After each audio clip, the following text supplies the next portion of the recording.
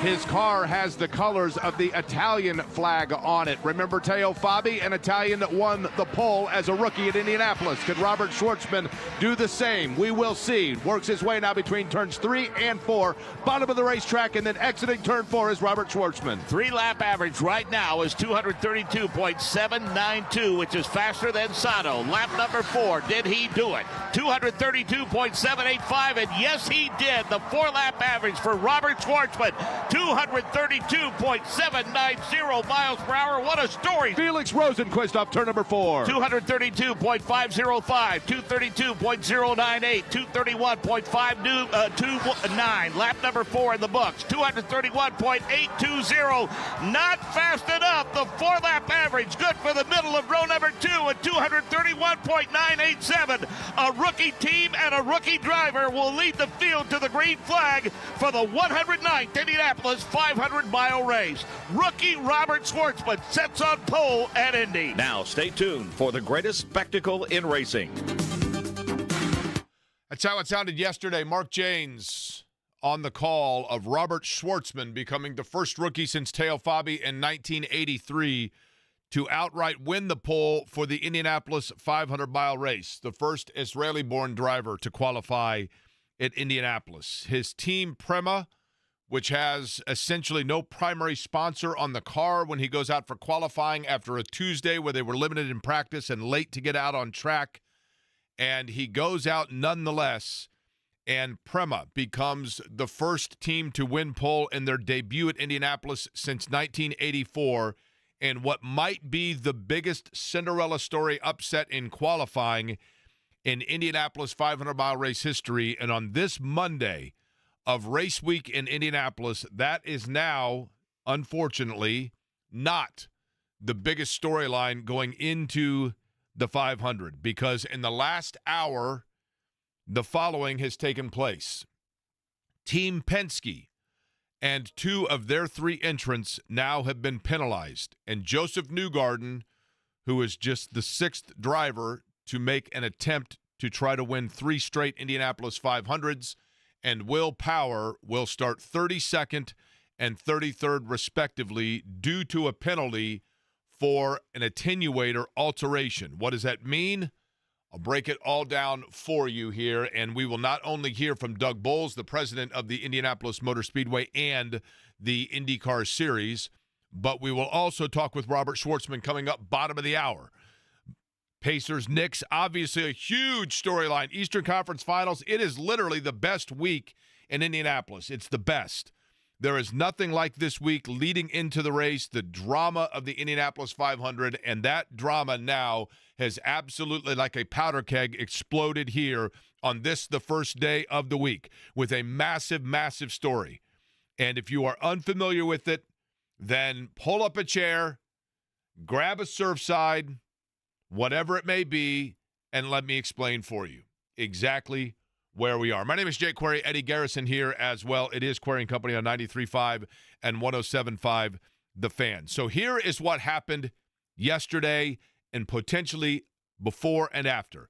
And I understand, and I appreciate, and I respect that a lot of people listening to this show, especially this week, are probably big race fans. I also understand and respect that with the Pacers in the Eastern Conference Finals, with what we know, obviously, of it definitively being the New York Knicks and the date times that are set and everything else that comes with it, we obviously are aware of the fact that there are plenty of people here to hear about the Pacers as well. But we will go in order here of the way it works chronologically, because the most recent thing to happen is this with the Indianapolis 500. And here's what took place. On Saturday, all 34 cars that were entered for the Indianapolis 500 went through qualifying. If you are a diehard race fan and what I'm saying to you is redundant or feels like I'm simply introducing long division when you are an expert in algebra, I totally understand that, and I'm going to speak to people who may be the passerby audience. So let's all work together here to get an understanding here on it. So all 34 cars that were entered for the Indy 500 had a chance to qualify on Saturday. And the way it works is simple. The positions 1 through 12 After Saturday's qualifying, those times are wiped away. Positions 13 through the last 4 spots are locked in. The last 4 spots are wiped away. So if you were one of the 12 fastest or one of the 4 slowest, you had to come back on Sunday. The 12 fastest with the opportunity to be the pole sitter for the Indy 500. The 4 slowest to deny the opportunity or the possibility of being bounced from the field because there were only 3 spots and there were 4 vying for it. So that's what took place yesterday on Sunday. So the 12 fastest cars, everybody had the opportunity to practice before the situations took place to end the day, which was the run for the pole and the run to determine the final 3 spots. Scott McLaughlin, last year's pole sitter, is a driver for Team Penske. Scott McLaughlin's car went out in the practice session before qualifying yesterday and had a crash. And as a result, they knew that they were not going to get the opportunity to fix his car, so they said, no harm, no foul. You were already locked into that top 12. We will take the 12th starting spot. The rest of you, 11 of you now, can fight it out for the pole and figure out 1 through 11. Cool. The last 4, those that were running to make sure that they could secure their spot within the 500. Marco Andretti, Marcus Armstrong, and then teammates Rinus VeeKay and Jacob Abel. They all knew they had to go back out, and one of them was going to be left out. That one ended up being rookie Jacob Abel. But let's go back to those top 11. Just as they were about to go out, about an hour beforehand, to qualify for each car getting an opportunity to lay down 4 laps to see who will have the fastest 4-lap average to win the pole.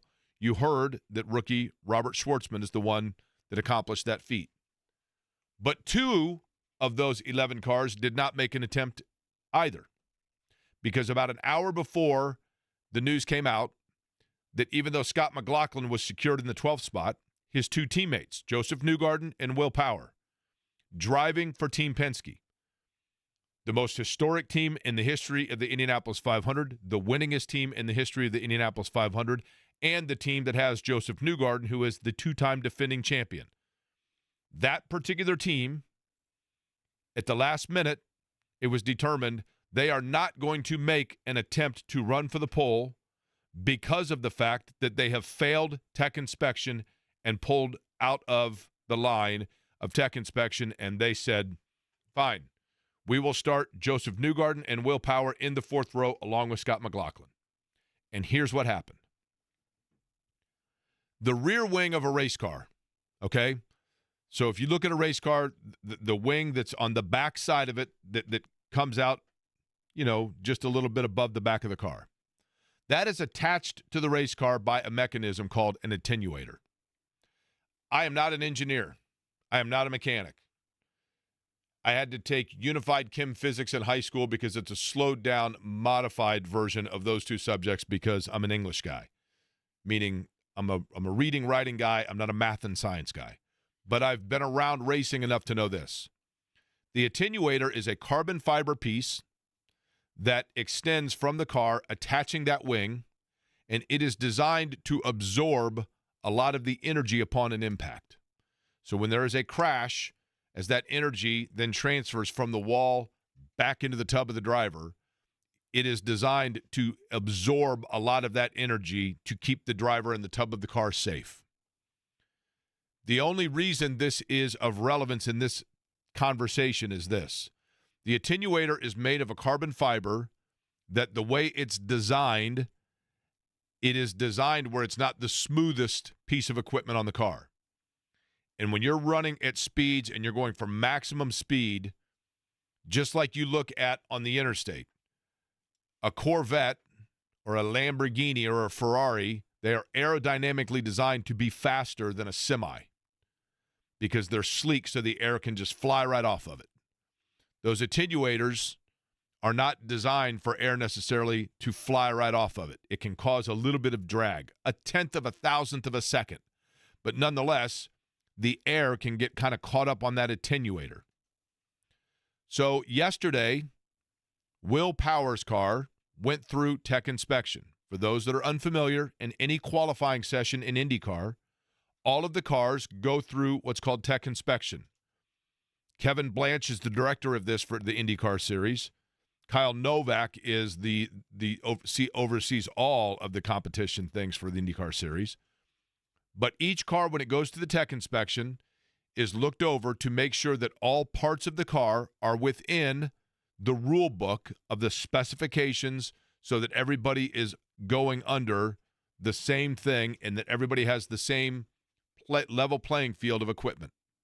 Now, the way you design it, the way that you contour your car, all of those things make it go faster. The engine that you have in it, how you warm up your engine, etc. But there are very specific determinations as to the attenuator. One of the rules is this. Yes, we know that this is a part that in its form as it comes out of the box maybe isn't designed to be the fastest that it can be. But too bad, so sad. That's the rules. You cannot alter it. So when Will Power's car went through inspection, Kevin Blanch noticed that attenuator looks like it's been altered. And I'm pretty sure there's a rule that says you can't alter that. And I'm going to check on that. But we got a bunch of cars lined up here. We've got qualifying getting underway. So let's send Power about his way, and I'm going to check on something. So they send Power out, and they're pulling Power out onto the grid. Then Joseph Newgarden, Will Power's teammate, his car comes through.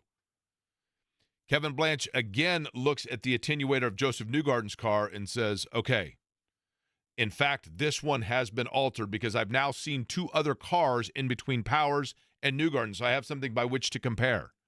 And it appears as though Newgarden's has been altered. So he calls over a member of the Team Penske team and says, do me a favor. Get on your radio and tell the Will Power team I want to see that car back here as well. They pull Power's car back off the line. And at that time, so they say, hey, we may be needing this car back. At that time, Will Power's team, realizing that that is something that they were going to look into, started to modify the attenuator back to its original form. And other race teams noticed it and said, what are they doing here? There's some funny business going on. So they pulled Will Power's car back. They looked at Joseph Newgarden's and said, guys, here's the thing. We told you these cannot be altered, and you altered them. Now, you got two choices. One is you can go out and qualify these cars right now, and we're telling you right now, when you come back, because after every car is qualified, then you can be selected to come back through tech inspection, and everything has to match exactly how your car looked when you went out to make sure that you're not doctoring anything. After you go through tech inspection, everything better match the way it was the second that you left the principal's office. When you come back to the principal's office, you better be dressed the exact same way.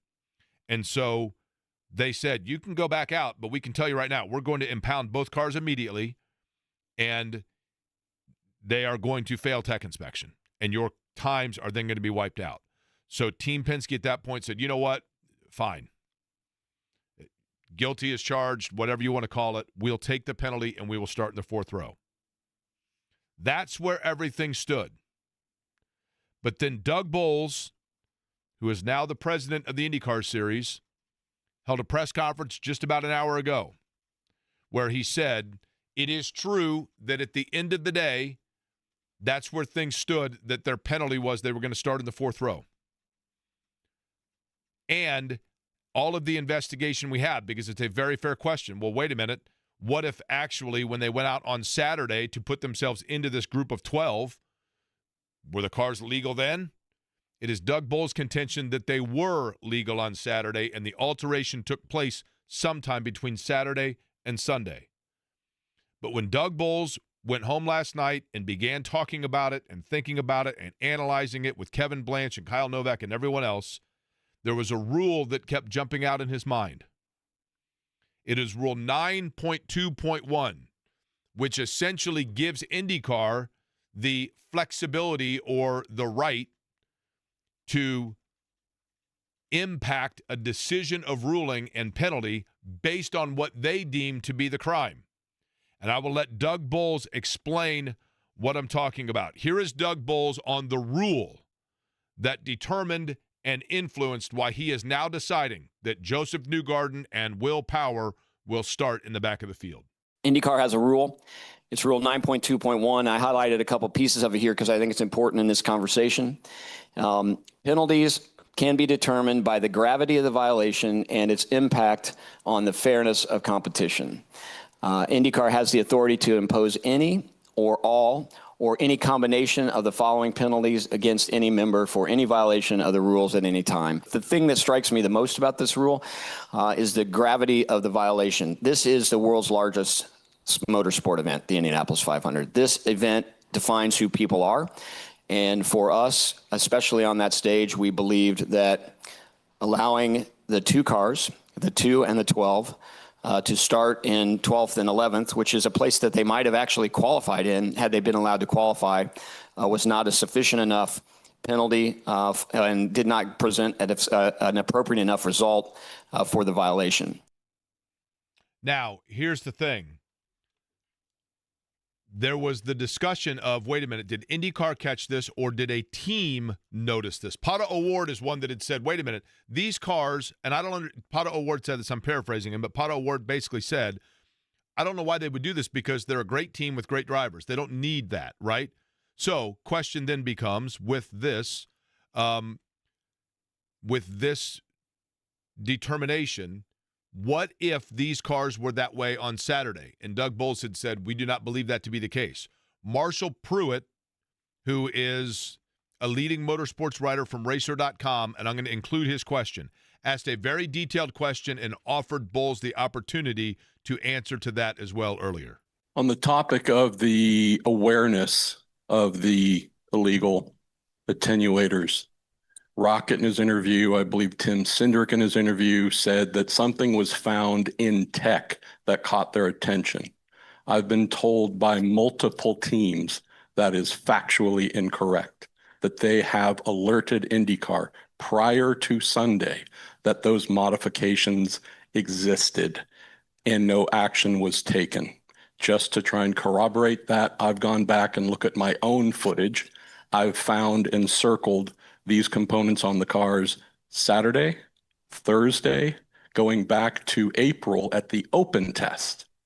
I've had teams tell me they have photos of these modified attenuators from this race last year, which would mean from a technical inspection standpoint, this wasn't found Sunday morning. These cars have gone through tech many times, and either this has been missed or willfully ignored. I realize you've been in this role for 2 months. I can't hang this on you, but can you give me something here? Because you have your paddock, the ones who alerted the series to this problem, saying this didn't just get found in tech Sunday.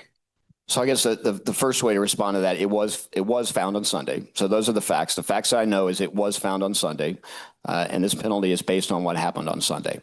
I have had teams tell me since last night that they have photos of cars, not just Penske cars, other cars with things on cars that are not within the rules. And I've asked them why no one has sent anything to me or ever said anything to me about that. So I have never heard that. I know it's around the paddock, but I've never heard the news. If somebody had told me that that was the case, I would have gone to Rocket and talked to Rocket and make sure we paid attention to that. In my conversations with Rocket, Rocket has said that he does hear from teams occasionally about a lot of things, but he did not specifically say that he heard something about this particular issue. And again, I'm just going on the facts that I have. And the facts that I have is I know that yesterday the car was not conforming to our rules. I can only make a decision on what I know. And I can only encourage people, if there are photos of cars with things illegal on them, they need to tell me. And then I can address it. But I can't address something that happened last year when I wasn't even in this job. And I can't address something that happened on Saturday if nobody had the guts to come and tell me it was going on Saturday. Rocket, by the way, is Kevin Blanche. He is the technical director for the NTT IndyCar Series. Of course, all of this is complicated a bit by the fact that the Indianapolis Motor Speedway is owned by Roger Penske. The NTT IndyCar Series is owned by Roger Penske. And this team is owned by Roger Penske. Open disclaimer, I, as a member of the Indianapolis Motor Speedway Radio Network, am a contracted employee of the Penske Entertainment Group. There has never been any sort of a disclaimer, and I'm saying it just so that people are clear of it, of any limitation on the things that we say or opine about the race team, so long as obviously, or the series or anything else, so long as that we are doing so in, a factually based opinion or discussion. In this particular situation, Roger Penske, and we're going to get to also Joseph Newgarden and Will Power, who I actually, and I'm not just saying this, I feel for these guys because I truly believe this. I truly believe that these modifications that were against the rules, that the drivers would have had no idea. Now, the push-to-pass scandal a year ago, for those that remember it, where there were the installment of the push-to-pass, which is where you get an additional boost. There was a race last year where they did not yet have the push-to-pass installed, and it was in the Penske cars erroneously, and they took advantage of that. Joseph Newgarden used it. Will Power, it was in his car, but he did not use it. But Joseph Newgarden did. You can pin that on the driver if you like, and that's a fair case. I truly believe, I don't know this, but I truly believe in this case, the driver gets in the car and is not necessarily privy to everything that goes on in terms of the massage of every inch of the car when they're not in the garage area. And I think they get in the car and they let it go. And something is an alteration like that. I do not believe the drivers would be privy to that information. I think it would be a small group of people privy to that information. And Doug Boles had the task of calling Roger Penske to tell him of his ruling of penalty, which then led to the question, was Roger Penske aware of the situation? Here's Doug Boles. I've known Roger Penske for an awful long time. I've gotten to know him really well since November 2019. I don't think Roger Penske understands some of the things that might be going on. So, and I get the optics challenge, and it's definitely something we should think about. I mean, how do you manage the optics challenge? A lot of these challenges, I think, are, while they roll up to Roger at the end of the day, I think they're certainly below him, and there are things that happen that don't ever get to Roger. I can tell you that Roger Penske would not condone this. In fact, I had a chance to talk to Roger, and I can tell that this is devastating to him. Nothing means more to Roger Penske than the Indianapolis Motor Speedway and the Indianapolis 500. So that's where things stand now. And it now creates a curveball because I think to many, many people, Joseph Newgarden in particular was considered a favorite to win this race. Will Power now goes all the way to, shotgun in the field in 33rd. It is not unprecedented for a driver to start or even fall during the course of the race that far back and work their way back towards the front. But that is something now that is going to be a challenge. And there is a ton to discuss with that.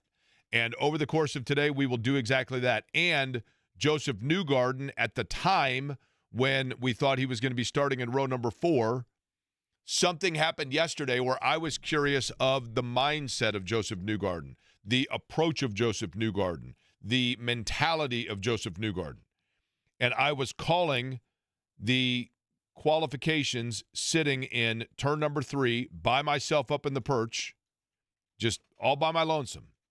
And as soon as I got out there, I saw one guy sitting in the stands all by himself. And he had a cooler, and he's sitting in a closed section.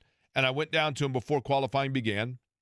And I said, hey, man, and he said, well, my name's Scott Barry. I'm a school teacher in Dayton, Ohio. I've been to every single Indianapolis 500 literally of my life. My mother brought me here in utero, for that matter. And I said, well, you want to come up in turn 3? So he went up with me, and Scott and I are sitting up there. And the video boards and the television broadcast get video of Joseph Newgarden going for a jog. And I'm thinking to myself, Newgarden is going for a jog because he's got to be livid and he's clearing his head. And then at one point, Scott says to me, wait a minute, who's the guy standing in the top row of the Northeast Vista 4 sections to our left? And I look down, and it's Newgarden. And I'm like, Joseph. And so he sees me, comes running over, comes running up into the perch, and I'll let you hear all of that in its entirety, but one of the things that was interesting, and we'll let you hear all of it, I asked him about the penalty. I asked him about not qualifying. He talked about it. I don't think he's talked anywhere else about it. That was before this penalty was levied today even further. But he also predicted who was going to win the poll. He knew he wasn't going to be running for it, but he said, I predict that Robert Schwartzman's going to win the poll. And then I said, we should let you call one of the turns out here with me.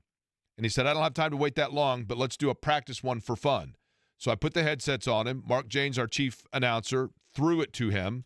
He did a fake lap, acting as if he was calling a qual run, and he did it of Robert Schwartzman, the rookie from Prema Racing. And he said, that's my pick to win the poll. Robert Schwartzman, who did win the poll, is going to join us next. I'm going to ask him about what it means to be leading the field for the race.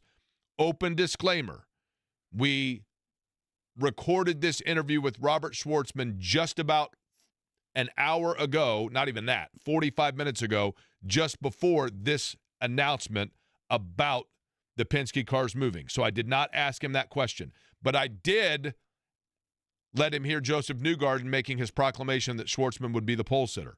And we will play that for you. We'll play Newgarden coming up into the perch for you. We'll take your phone calls, and we'll get into Pacers, Knicks as well on an absolutely loaded Monday here on The Fan.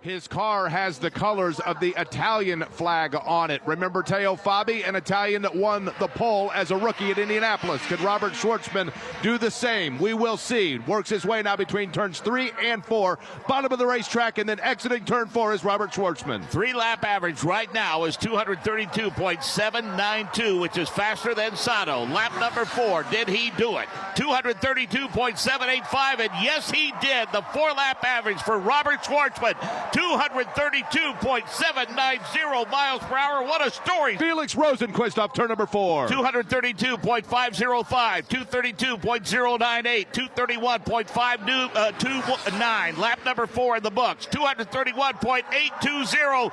Not fast enough. The 4-lap average, good for the middle of row number 2 at 231.987. A rookie team and a rookie driver will lead the field to the green flag for the 109th Indianapolis 500-mile race. Rookie Robert Schwartzman sets on pole at Indy. That's how it sounded yesterday as Robert Schwartzman becomes a true Cinderella story at the Indianapolis Motor Speedway. I thought not only the best storyline of the weekend, but I think I said at one point on the broadcast, this is one of the biggest upsets as Robert Schwartzman, the rookie for Prema Racing, finds himself on pole. He is just the third rookie since 1950 to win the pole outright. He joins us now on the Rheingeist Brewery guest line. And Robert, congratulations. Has it sunk in yet that you will lead the field for the 109th running of the Indy 500? Thank you very much, man. Honestly, it's unbelievable. Yesterday was a super special day. You know, being a rookie with a rookie team, coming here in Indy 500 is a super iconic race. I would never expect to be in this position. And, starting the practices, we were, quite a bit off, and we're just like, the procedure was, take things easy. I think, just don't rush things because Indy is quite unforgiving if you do mistakes. So we just, go step by step. And I think at the end that strategy worked. We started to improve the car step by step. We arrived to the qualifying, and the car started to feel really, really fast and good. And I was like, okay, maybe we have a good chance. And at that time, the target was just, get the first time in top 12 and see where we're going to go there. And, after run by run, it was just getting better and better and better. And, yesterday when I completed my top 6 run, I was just shocked how good the car was and that we have actual chance to get the pole position. And we did. And, then at that stage, with all of the people, the fans, the roar, it just felt unbelievable. It's like I was like sleeping in my dream and stuff like that. And I was like, I can't believe that actually happened. So I still, even now, I don't fully understand how did that happen, but I'm super happy about it. It is the first time that a team in its debut has won the pole since 1984 at Indianapolis. You are the first Israeli driver to qualify for the Indianapolis 500. You are the first rookie to win the pole outright since 1983. And you were one, Robert, truthfully, because you had never been on ovals, that a lot of people were wondering if you were going to be one who was going to be running for the last chance qualifying and trying to bump your way in. I mean that is no disrespect, just based on the newness of it all. When did you realize that a pole was a possibility for you? I think I realized that when I was in top 6 and, when I felt that the car was just so good and we did everything right in terms of strategy. But yes, I think it's quite normal. And I was also initially, before even starting and doing my first laps in the Indy 500, I think the first thought I had is just not to get bumped because, the expectations were so low. And I don't know how it's running. I was like, oh, we're actually pretty decent. And initially we were in the mid-pack. And then, as I said, we just started to improve a bit step by step the car. And we started to get in top 12. And then we got in top 6. And then in top 6, I was like, maybe we actually have a chance to do, if I manage to do all 4 laps really good, we can actually have a chance to get the pole, and we did. Okay, let me tell you what happened yesterday. Robert Schwartzman, my guest. So, Robert, I called turn 3 for the IMS radio network. So I'm up high atop the Northeast Vista calling the qualifying runs, okay? And just before the Fast 12 got underway, about an hour beforehand, Joseph Newgarden, I'm sure you're aware, went for a jog because his car failed tech. So he goes for a run, and I saw him, and he climbs up into the perch with me. So jokingly, I say to him, hey, do you want to call some runs? And he said, well, I don't know if I have time, but let's do a fake one. And I said, okay. We put the headsets on him. He talked to our anchor, Mark Jaynes. This was his request. I hope you will be able to hear this. But this is what Joseph Newgarden had to say when he wanted to do a practice of calling a run about an hour before the Fast 12. Here we go. Can someone send it to me? Let's have Schwartzman, who I predict is going to be on the pole if he keeps it flat in his run, in just an hour's time from now. Okay. So he did a fake qualifying run of Robert Schwartzman, and Joseph Newgarden, the two-time defending winner of this race, who himself has never sat on pole, to my knowledge, said Robert Schwartzman is going to win the pole. Were you aware of his confidence in you? No, actually, you surprised me now. I didn't even know that he said that. But yeah, big thanks to him.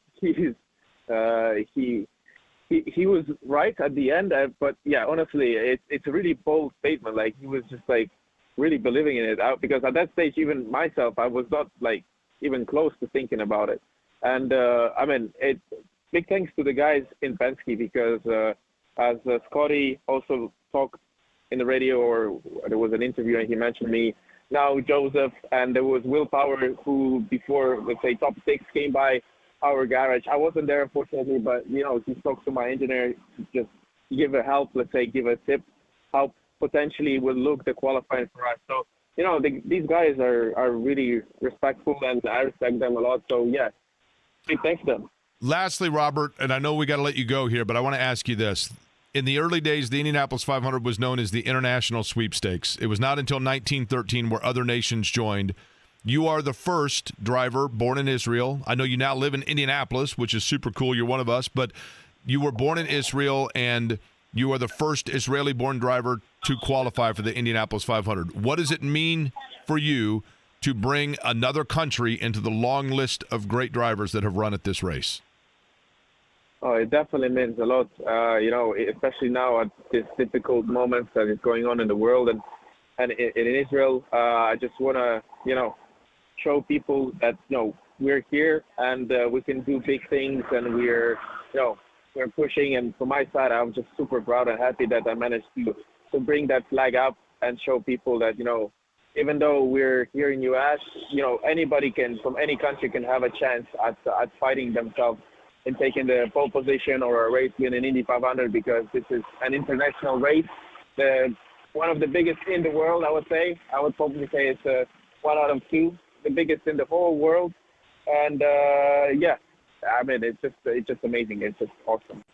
Robert, a lot of people that want to talk to you. I will see you tomorrow for the fastest rookie luncheon. I will see you on Wednesday. I'm going to be with you at an elementary school, so you're going to get tired of me between now and the race. But the task at hand will be leading the field for the 109th Indianapolis 500-mile race. Look forward to spending some more time with you. But for our listeners today, we certainly appreciate the time and enjoy all that comes with being the pole sitter for the greatest race in the world. Thank you. Robert Schwartzman joining us on the program. You heard a little clip of that Newgarden bit. We'll go back and listen to that in its totality, and I'll set the stage as to why it was possible, again, for Joseph Newgarden to be up there with me yesterday in turn number 3 on a huge day of news with the Indy 500 here.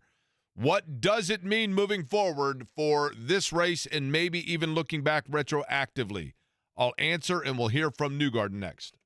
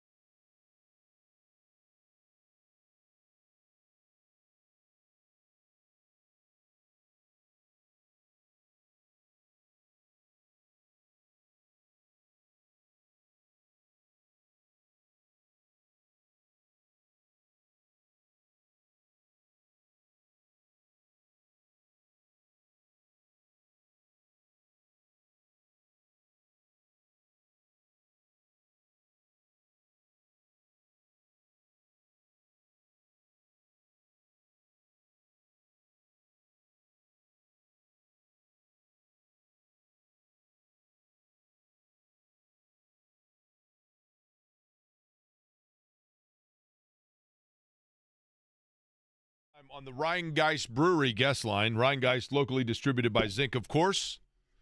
One of their signature beers coming out of one of the top 20 largest craft breweries in the United States is the Truth IPA. And, you know, Robin Miller used to do a radio show called The Truth. That's what we're spitting today about everything going on with the Indianapolis 500. Pacers-Knicks discussion as well coming up. Dustin Dopirak going to join us at 1 o'clock.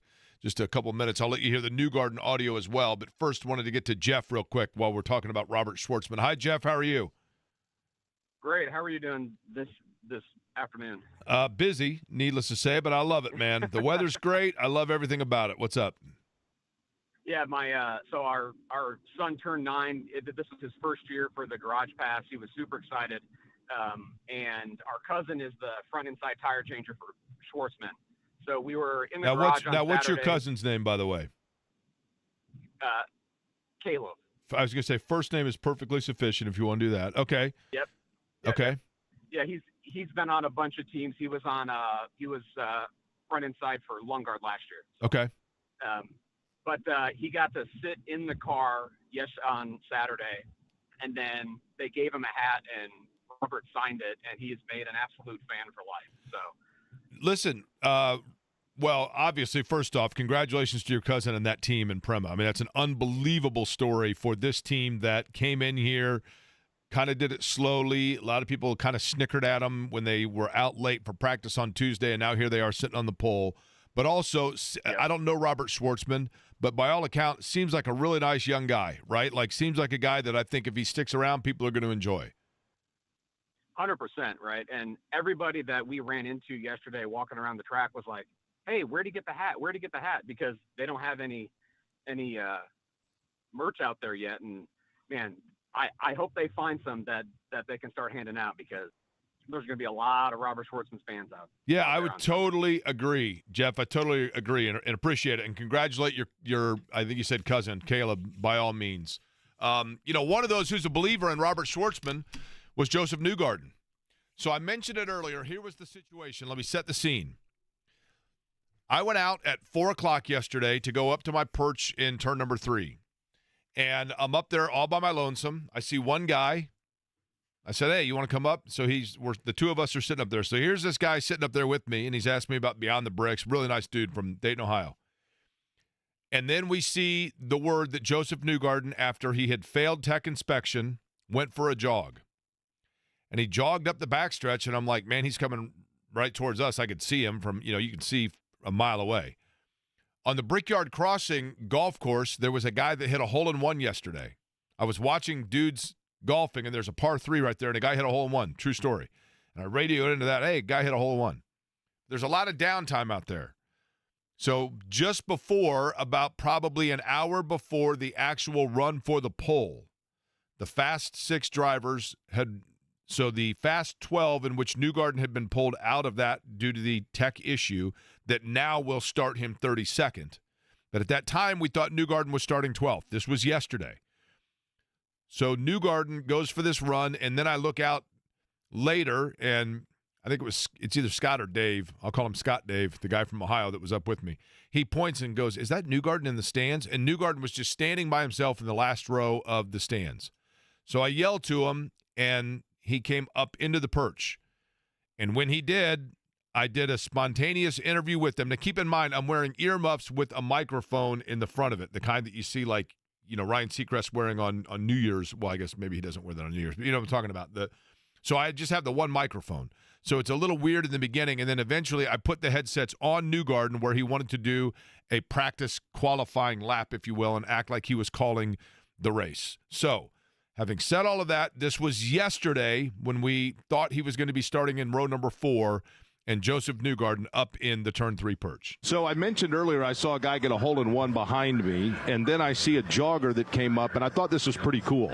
There's one guy standing here in turn number 3 watching the action who was jogging, and I thought, that's a 2-time winner of the Indianapolis 500. So Joseph Newgarden just climbed up to the perch. First time you've been up here, right? I've never been up here. This is amazing. I love your setup. So cool, Jake. Incredible to see. I'd love to call the action up here, but I took the chance. I was coming by. I was like, I need to jump up. They won't let me qualify my car, so I'm going to qualify my body today. Okay, so let's get to that real quick. What was the issue that obviously has led you to not qualify, and what's the mindset as a driver with that news? I'm really not sure. I was just told we weren't qualifying the cars, so I said, okay, no problem. I'm going to go for a run. But as far as I'm concerned, I know how good our cars are, and I'm ready to go back to race mode. That's where my mentality is. I'm ready to go racing. Not tomorrow. We'll be in race mode tomorrow, but I'm ready to go racing next Sunday, and we'll be in the show. Psychologically, is it difficult to go from what you thought was going to be row 1 to row 4? Yes and no. I mean, if you can choose, I think you want to be row 1. But, I think just being in the show is a big deal. If you have a good race car, you can win from anywhere here. Hey, do you want to call one of the laps as they go by here? Yeah, let me do it. It depends on how long you got to be up here, but, you're more than welcome. We'll see whether or not somebody comes out, but I'd be willing to put the headsets on you and let you try. You've been a driver analyst for us. Can I do a fake call? Yeah, sure. Joseph Newgarden here, the back-to-back Indy 500 champion who is going to try to become the first man to win 3 straight, is going to do a fake simulated call here of a qualifying run or whatever you would like. Let me put the headsets on you. Hang on just a second. Don't mind Mark Janes talking in your ear here. Hang on. Can you guys hear me? Yeah, we can hear you. Go ahead, wow, brother. this is great. How's yeah. it going, Joseph? How do we do this? So can someone send it to me? Let's have Schwartzman, who I predict is going to be on the pole if he keeps it flat in his run in just an hour's time from now. All right, I'll call him out of turn 2 of the halfway point of the backstretch, okay? Got it. All right, here we go. So Robert Schwartzman off at turn number 2. He reaches the halfway point of the back straightaway. He comes into the view of Joseph Newgarden in turn number 3. Unbelievable. Turn 3. He's bringing all the speed with everything that he can. If he can hold it flat, I believe it's the pole run for him. The young man's coming through turn 3 right now. He looks solid. A little bit of understeer to the wall. He's off into turn 4. Oh, really good run for Robert Schwartzman. I'll tell you what, Zach Feach, pretty impressed with Schwartzman, pretty impressed with that turn 3 announcer as well. It's been incredible. I don't know who's in turn 3. He sounds amazing. He's probably going to come in here next in the booth and take my spot. Guys, this is like, I'm giddy. I feel like a young kid. You guys have the coolest job. You have the coolest Yeah, job. hold on. Our job's pretty cool, but you, my man, have the coolest job. All right, I'm going to get back to my run, but seriously, my prediction, Schwartzman, he's just got to hold it flat. Well, Joseph, it's good to hear from you, man, and a heck of a sport coming up here and being a part of it. Good luck on race day, Hey, Joseph. thanks for what you guys do. See ya. Okay, so that was yesterday up in turn number 3. Obviously, before we knew, now the news that Joseph Newgarden will start 32nd and not 12th. His teammate Will Power will start 33rd. But if there, and I'm not saying, I don't know this definitively, but I totally anticipated there would be this despondent disappointment. I've known Joseph Newgarden a really, really, really long time. And I don't think that he knew exactly what it was on the car, the compromise of the piece of the attenuator that had been altered. I don't think the drivers know that kind of thing. The things that the driver controls inside the car, if those are altered, yes. Things on the outside of the car that, from an engineering standpoint, have been compromised, no. I do not think that they, in any way, shape, or form, have that kind of a knowledge. And I think that kind of shows it. Like, I don't think he was aware at all of just like, okay, what? So we're not going out? Okay. The car wasn't ready? All right, I'm going to go for a run. I really, really believe that because, and he was up there, he was up for a while, and we talked for a while, and I truly believe that to be the case. Robert, stick around. We're going to get to you, and then Chap's going to join us. Actually, I said Dustin Dopirak. Chap's going to join us here just a little bit. Dustin, at what time, Eddie? 2. So we will get to Pacers Knicks as well. It is a very busy day. What does this mean in terms of today's announcement about last year's Indy 500? I'll explain that as well.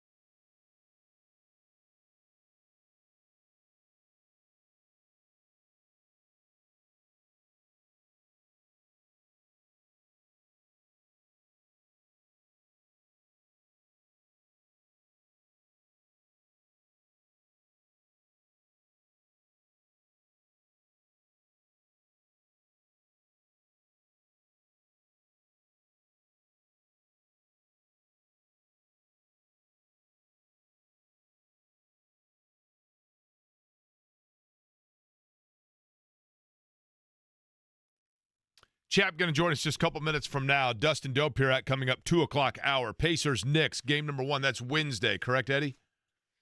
Yeah, Wednesday at 8 o'clock. And we are talking to, when you hear that voice, the new pre- and post-game host for the Indiana Fever. A little bit to unpack from that as well. But before we get to all of those subjects, Robert joins us on the show. Robert, I will begin by asking you this question. On a 1 to 10 scale, I would like to know your level of knowledge/passion of the Indy 500. Oh, probably an 8. Okay. I ask that only because it is the one subject matter that I'm always cautious with, because being around it a lot, I want to make sure that I'm not speaking in like jargon that the casual fan would be like, what are you talking about? Because it's a tricky thing to do within auto racing. You know what I mean? But Oh, absolutely. all right, so what's on your mind? I've been thinking about this since the news broke. Bottom line is, the owner of the track, his teams got caught cheating. And I don't know what the exact rule is. If they would have qualified and then got disqualified, would they be out of the race? Irregardless, I think Mr. Penske, this is his integrity test. He needs to write a little letter of apology to the young man who was the only one out of the field and offer him a provisional start. There is precedent for a 34-car field. Okay, you are correct about the precedent of the 34-car field. Doug Boles addressed exactly that, Robert, about Jacob Abel, who was the driver that was bumped out of the race, and whether or not Jacob Abel would be offered the opportunity to, as they did in 1996, as they did, of course, I think it was 79, start more than 33. Here's Doug Boles on that. Transparently, the 33 fastest cars are in the Indianapolis 500. I hear you. On Saturday, all the cars passed tech. There was not a reason to look at those cars. They got through the cars. So on Saturday, that qualification attempt should stand as far as I'm concerned. On Sunday, which is where we're talking about right now, the facts are that those cars did not meet to qualify in the 12. The rule says if you get disqualified from the 12, you start 12th and 11th. We've gone one step further and we put them in the back. Do I feel gutted for Jacob Abel? Absolutely. The guy's running our whole season. I know how important this race is to Dale Coyne. Dale Coyne and I have had arguments after arguments over whether we should guarantee starting spots at the Indianapolis 500. He and I are on opposite sides of that conversation. But in this instance, I don't think that the result for the 33 cars should be changed. Now, the other thing that comes into this, and we'll get more into this later if you are just joining the program and didn't hear it off the top. Where were you? Racer.com's Marshall Pruitt asked a question insinuating that he has evidence and support from other owners that they believe this infraction, this was not an isolated incident, and that it goes all the way back to last year. And Doug Boles addressed that as well. We'll get to that in just a little bit. Mike Chappell joining us now on the Rhinegeist Brewery guest line. Rhinegeist, again, you can find at all of your local establishments where you enjoy buying your beverages, distributed by Zinc locally. Chap, I'll begin with this. You, obviously, primarily a Colts rider over your course of time. We have talked about the fact that you have dabbled within the Indianapolis Motor Speedway. When you have the situation of Roger Penske's teams being penalized and now having to start penultimate and at the very back of the field, that's the kind of thing where back in the old days, you then bring in the guy that's the football writer and he also starts helping out on the racing type coverage, right? Yeah, this is so much out of my lane, but to have it to go to that extreme, I saw that where most teams were fined $100,000, which is probably, it's not insignificant, but it's something. But going from what was 11 and 12 to 32 and 33. Yep. That's, I mean, I'm sure you've got the stats on how many guys come out of the last row to win. I'm sure they have. Yeah, they have, but not very often because so much crap goes on in front of you. So I sat and watched it. I thought, I tried to equate it to the NFL and I really couldn't. You know, Deflategate, they didn't make you put back, you know, whatever. But it's just, and to have it be Roger Penske. What was the old thing from NASCAR? If you ain't cheating, you ain't trying. That's right. So I don't know what their defense. I don't know what their defense is other than oops, you caught us. I don't know. The question then becomes in any sport, right? Of And in this case, IndyCar exercised their option to say, you know what? The reality is that the penalty is determined by how big an infraction or how the merit of it. And Doug Boles said, while it might not have been a huge, maybe this was going 58 in a 55, except for that you were doing it to compromise the Indianapolis 500-mile race, right? And right. that in itself, I think, the integrity and all that stuff. Correct. So in that regard, clearly they were upset with it. By the way, nobody's won from the 11th row. Castor Nevis won from the 28th spot in 01. Al Unser won from the 20th spot in 87. Well, that shows you the difficulty of what faces them. But then, okay, at least at least they're still in the race. I mean, it would have taken, I don't know what it would have taken to get those cars thrown out. But it just shows you that's why I say the fines and all that, and the reputation of all this. It's going from 11 and 12 to 32 and 33 that is just humongous because of all the stuff you have to get through, and you're at the point now that you can't make a mistake. I would think from that far back, you got to do everything perfect. It's like the Colts being down 35-14 to Tampa. Every play has to go your way, and right now everything has to go right for those guys.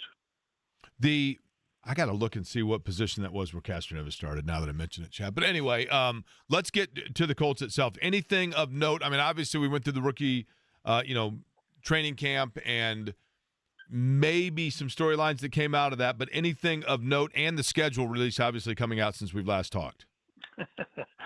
Yeah, and this is sort of off point, but I'm on the south side. I'm doing some physical therapy over at Vasa Fitness yesterday, and which means I'm working in the pool.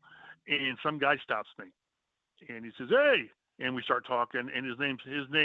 I told him I'd give him a shout out, Richard, for Waste Management. And he said, "Richard, the trash guy." Okay. He always listens to the shows, and he said, "If you get a chance, give me a shout out." I said, "Okay, I will." He said, "No, you want?" I said, "Yeah, I will." So, and he says he's always listening. He drives, trucks around town. So, if he's listening, he can give out a toot. So it's always cool to run into people like that and sit and talk 10 minutes. But no, other than that, I mean, Colt-wise, not really, which is, a good thing. Because as when bad things happen now, when things happen now, they're normally bad things. We have access again tomorrow, and then next week, I believe, is when they start their OTAs on the field. And that's when we'll kind of see football stuff instead of talking to assistant coaches tomorrow and a handful of players, and we'll get feature storylines and all that. Next week is when we actually watch them on the field playing football, and we're just creeping towards the OTA days or the mandatory minicamp, which is when we'll get closer. Then we take a break, and then it's training camp. So we're getting closer. We're not quite there yet. Next week's when we'll get better feel for guys who's not practicing for whatever reasons, Zaire Franklin and Jalen Carlisle with injuries. But it'll be good to actually lay eyes on guys on the field and just see them moving around. Seeing Tyler Warren out there regularly with the first unit, and I'm looking forward to next week because we get to watch them play football. The Chap, when you look at the schedule, for example, I've got a really dumb question here. I know that shocks you, right? You mean dumber than normal? No, go That's ahead. right. I have no idea mathematically how this works out in terms of if it's even possible to put this limitation on something like this. But is there a rule that a team cannot play a consecutive number of home or away games on a schedule? I don't know. The Colts have had stretches of 3, I believe, at least on the road. I believe there might be, but they do try to even things out. The schedule could have been kinder to the Colts maybe if they had them play the Chargers and the Rams on consecutive weeks and stay out on the West Coast. There's been a limit on primetime games, like the Colts limit is 1 when you're not relevant. So I don't know that there's something in the books that this is what they do, but I do think there's they try to make it as fair as they can. Now, one thing to keep in mind is each team, if I'm not mistaken, when it comes time for schedule things to start up, like the Colts will say, okay, Lucas Oil is not available on this weekend, that weekend.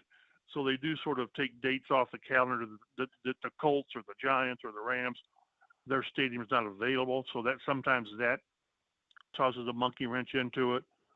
But by and large, I do think the schedule makers, which it's got to be an unbelievable task. It really does. I think they try to make it as fair as they can. By the way, do you think they're not relevant? I think they're bordering on that. I think they're. You've got one primetime game. If you're relevant, you have, I don't know, 2 or 3. I mean, Peyton had a zillion. So, and that's where you don't want to get. You don't want to get to where you're. A couple of years ago they had all those 1 o'clock games. So that's when you really don't matter. But again, I think the schedule. I like this schedule. I really do. If this team, we talked about this last year. If this team is competitive, is as competitive as it needs to be and thinks it can be, then the start of the schedule is conducive to getting off to that start. Was it 4 of the first 6 were at home, and 4 of the 6, I believe, or 5 of the, I didn't have to see it in front of me, 4 or 5 of them are against non-playoff teams. So if you're going to be something, then come out and go 4-2, or if you're playing really well, go 5-1. You get the Rams in there, which is going to be tough, because the tail end of the schedule is tough. You get all that's when you get all the better quarterbacks and a lot of them on the road. So this is a great chance for this team to win a home season opener for the first time in since 2013, and win in Jacksonville for the first time in forever. So it's the league is saying this is your chance, but it's only going to matter if either if either Anthony Richardson or Daniel Jones can come out and play at a decent level, whatever the term decent is for people. If they get good quarterback play, this is a good roster, I believe, barring injuries. So it's going to be it's all up to the core. All the things they did in the offseason, Tavares Ward and Bynum and Tyler Warren, that's all great, only if the quarterback works.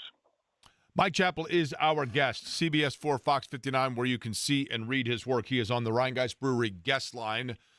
Speaking of Rheingeist, that's perfect segue, I guess. The Colts are going to be in Germany. I would like to know, Mike, if you are going to be making the international travel to cover the Colts and the Falcons, which to me kind of feels like we've got to drop Berlin a bone of some sort, so we're going to send them the Colts and the Falcons.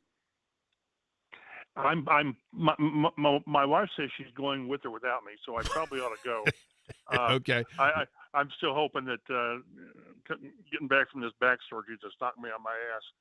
Hopefully I'll be okay to do that, but because one of these days I'll quit doing this and these chances to go overseas will be gone. But I haven't been to Germany, didn't go to Frankfurt, and people told me that Berlin's much better. And it's really, you're the history buff. It's the anniversary of the Berlin Wall coming down. Yeah, and 1989, cool. Right? Yeah, pretty cool. That is very cool. So, I'm hoping to go and looking forward to it, and hopefully that's one of the. It's not a bucket list, but it's one of those. Well, I got the chance, so let's do it. So hopefully I can make it. Do you ever watch the show, Chap? It's been around forever, and I know now everybody just streams shows, but it's just a network. Matter of fact, it's on your channel, CBS 4. Do you ever watch The Amazing Race? No. That's the one is that the one Marcus Pollard was on? Yes. Yeah. Man, I watch a little bit with him and his wife, but no, I haven't. It's just fascinating because, they go to different cities around the world and they usually have to do like a task or a challenge that is related to the culture of said city. And right. It's almost like these cities should be paying them to come and do a segment in their respective city because it's like a Chamber of Commerce ad, right? Right. I mean, I had no idea Bulgaria, for example. I'm like, Bulgaria's beautiful. I had no idea. And Germany has some very cool parts as well. I mean, obviously, right? I'm looking forward to it. London was a great time. Again, I've got a picture of me walking Abbey Road, like all the other zillion of tourists that do it. Of course. I walked where John Paul, George and Ringo walks. But yeah, you don't get a lot of chances to do that. So hopefully that's one we'll take advantage of. Mike Chappell, CBS 4 and Fox 59. Always look forward to it, Chap, when we talk. And certainly if anything big pops up here in the next week or so, we will go over that as well in this very busy shout time. Shout out to Richard from Waste Management. So, that's right. All right. Toot, toot. I like it. Love it. Appreciate it, Chap. There you go. All right. See ya. Bye. Okay. I talked earlier about this deal with Newgarden, and there is a lot of speculation flying around as to what this would mean in terms of what if they find out that this was the case on Newgarden's car a year ago when he won the Indy 500. And, you know, there's I've heard people saying like they're going to look in the museum because the car is there. I will tell you this.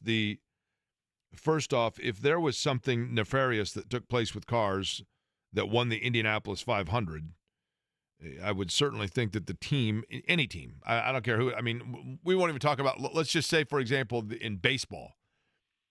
If you were a player in baseball that hit, if Joe Carter's home run against Mitch Williams in the 93 World Series, if he knew his bat was corked and eventually Cooperstown called and said, we want that bat, I would imagine that he would make sure that the bat that's going to Cooperstown is not the one that's illegal and that there's not something wrong with it.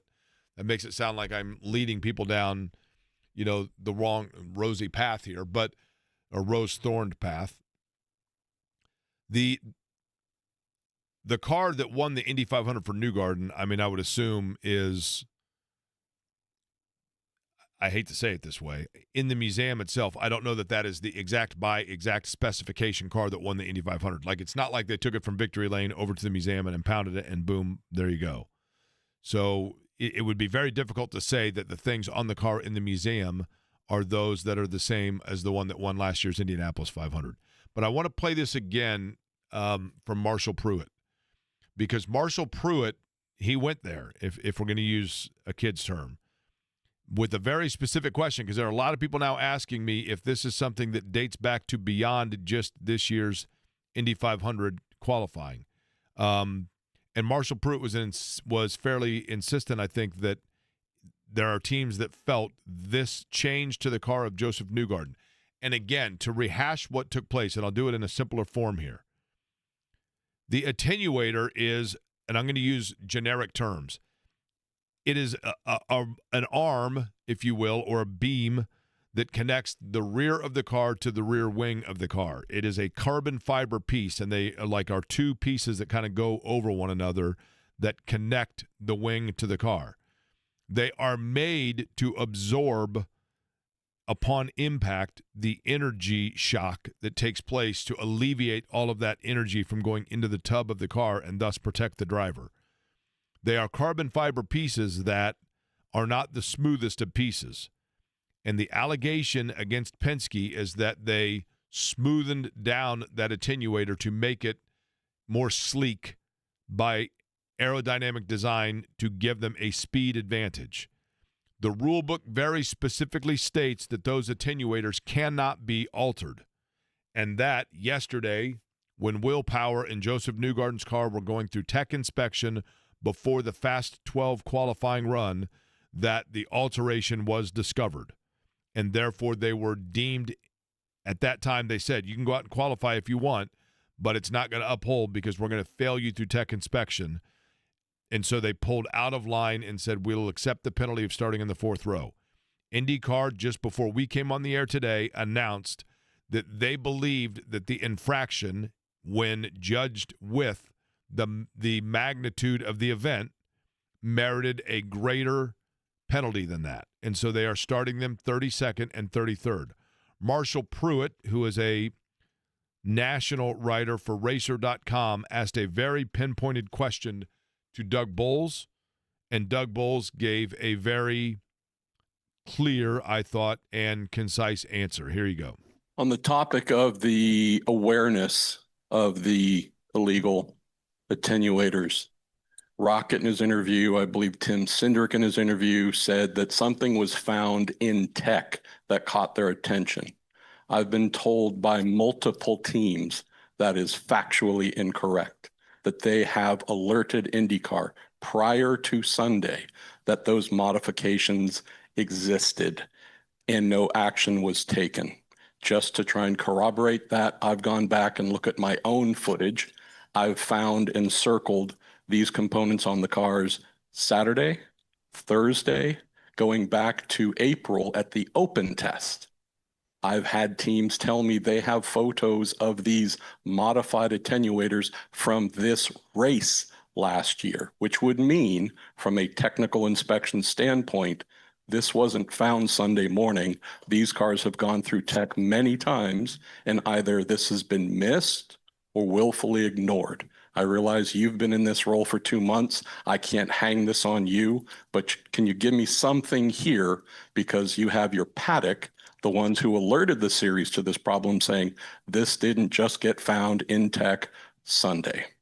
So I guess the first way to respond to that, it was found on Sunday. So those are the facts. The facts I know is it was found on Sunday, and this penalty is based on what happened on Sunday.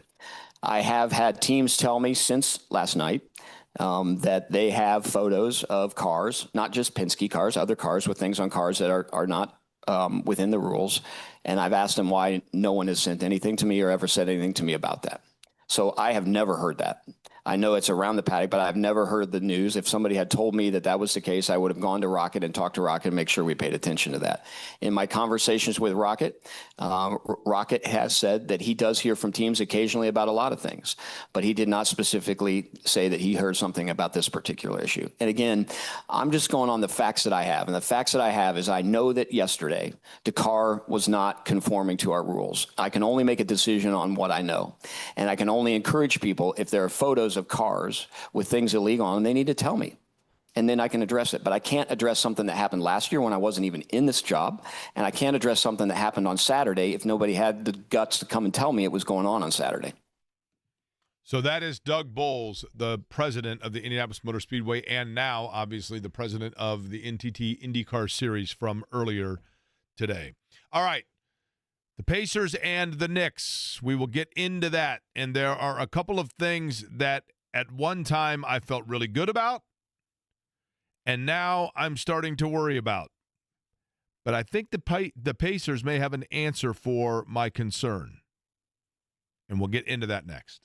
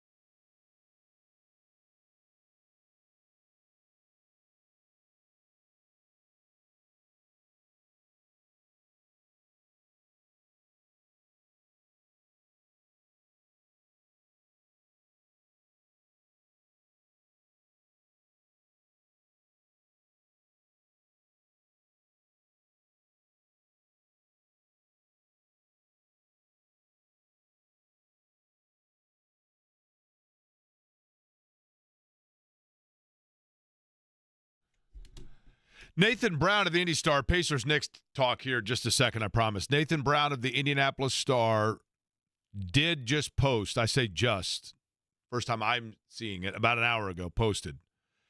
Here are photos of both sides of the attenuator on Joseph Newgarden's 2024 Indy 500 winning car inside the IMS Museum.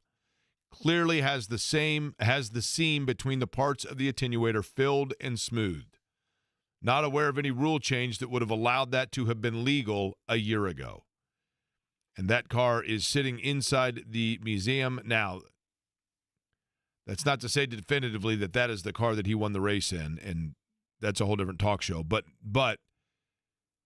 the one thing I would say to that, and again, I'm just saying this as a devil's advocate, that is fabulous work by Nathan Brown, and kudos to him for going in and getting that photo. Again, what he is showing there is the attenuator of Joseph Newgarden's winning car a year ago has on it the alteration that has been deemed illegal this year. And so one would assume that that means it was illegal a year ago.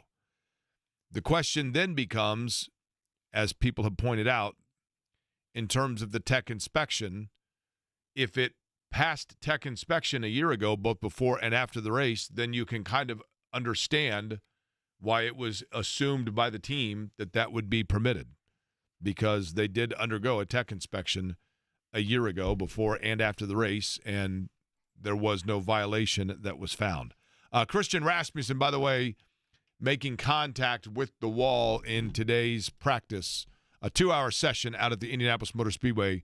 Alex Palou is the fastest in the session. Jack Harvey, whose race strategist Davey Hamilton will join us on Wednesday, second, followed by Ryan Hunter-Reay, Will Power, and then Rasmussen before that accident. Newgarden, by the way, the 7th fastest today. Pacers and Knicks, I really do believe this. I keep going back to the last time that New York was here.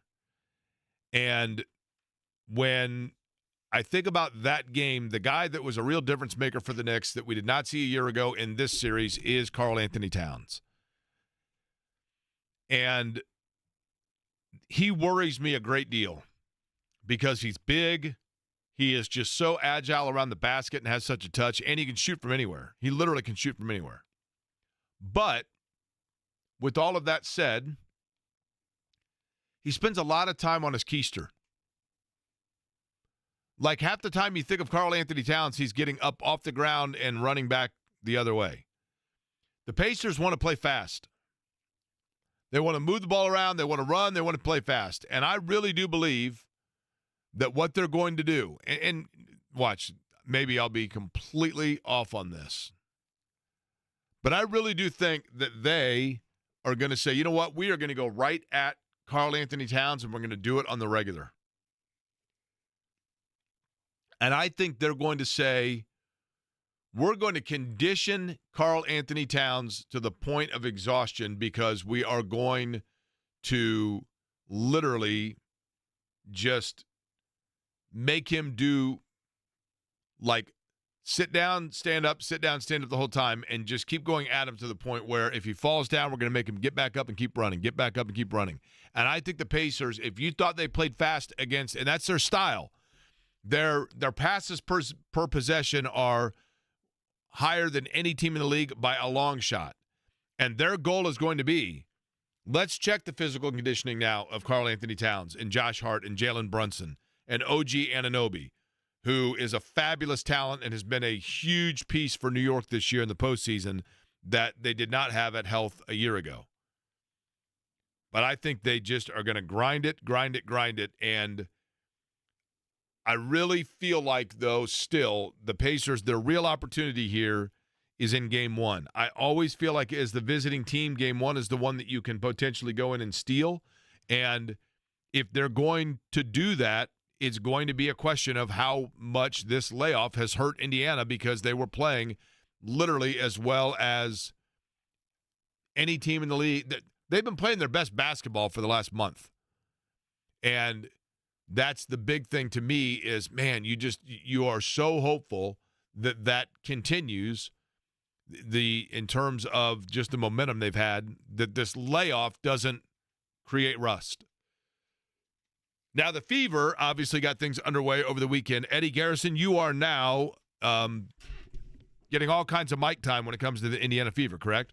That's right, Jake. 15-minute pregame show, 15-minute postgame show for every single game. You can hear my voice pre-ring the Fever game, then I'll recap it after. John Nolan and Bria Goss will both join me, one in pregame, one in postgame, and we'll get you all set and recap it all and preview the next game as well. Now, there was a controversy in this game. I didn't see it. Obviously, I was at the track all weekend. I mean, basically for the last 2 weeks, that's been life. I think people hopefully understand that, and I love it and appreciate it. But I'm aware of and I keep track of the headlines. Can you, for me, Eddie, summarize the controversy of both the Caitlin Clark foul, and then I saw a post from the Indiana Fever about an investigation as to fan behavior or an allegation thereof at the game? I'm not really sure on the fan investigation front of things. There hasn't been any comments made about what they're investigating for.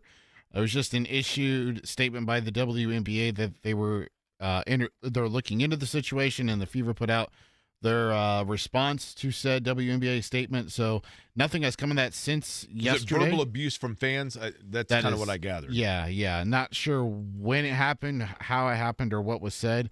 As for the Caitlin Clark, Angel Reese controversy, for lack of a better phrasing, as you put it, there was just a hard foul on Angel Reese by Caitlin Clark. Did Angel Reese flop a little bit? I think so. I didn't think there was enough there to warrant a flagrant one. I thought it was just a good hard foul. And if you want to nitpick, you can say that Caitlin Clark pushed her in the back and extended the arm. Sure, and that's what they said in the explanation as to why they upgraded the foul from a personal foul to just a flagrant one. And you heard Caitlin's thoughts on it on the telecast on ESPN with Holly Rowe, that she felt like it was a take foul. She doubled down on it after the game as well. And the WNBA backed what they said in the time was that it was a flagrant one foul, but it's neither here nor there at this point. Didn't impact the matter of the game at all. So, okay. And I thought, didn't Angel Reese basically say, in the moment it looked like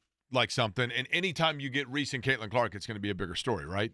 Oh yeah, absolutely. Because of that rivalry. Absolutely. And Caitlin Clark a triple-double, right? Yep, triple-double, 20 points, 10 assists, 10 rebounds, and I think the part that gets lost in it, Jake, she had a career-high 4 blocks in that game. So I know a big point of talking for the Indiana Fever this offseason was Caitlin Clark getting into the gym and getting a little bit bigger and stronger to be able to play with the physicality in the WNBA, because at times last year you could just tell that she was getting knocked around a little bit and couldn't really do as much inside of the arc as she could in college, just because everyone's bigger and stronger and faster than her in her rookie year a season ago. But she still had a very, very good rookie year, and I think she'll be even better, and that was on display in game number 1. And I think the part of the game that I take away the most is the fact that they played that game, they win 93-58, win by 35 without Sophie Cunningham. And Sophie Cunningham's going to be a huge role into the rotation for Stephanie White. She's going to come off the bench, I think, is what it's going to be.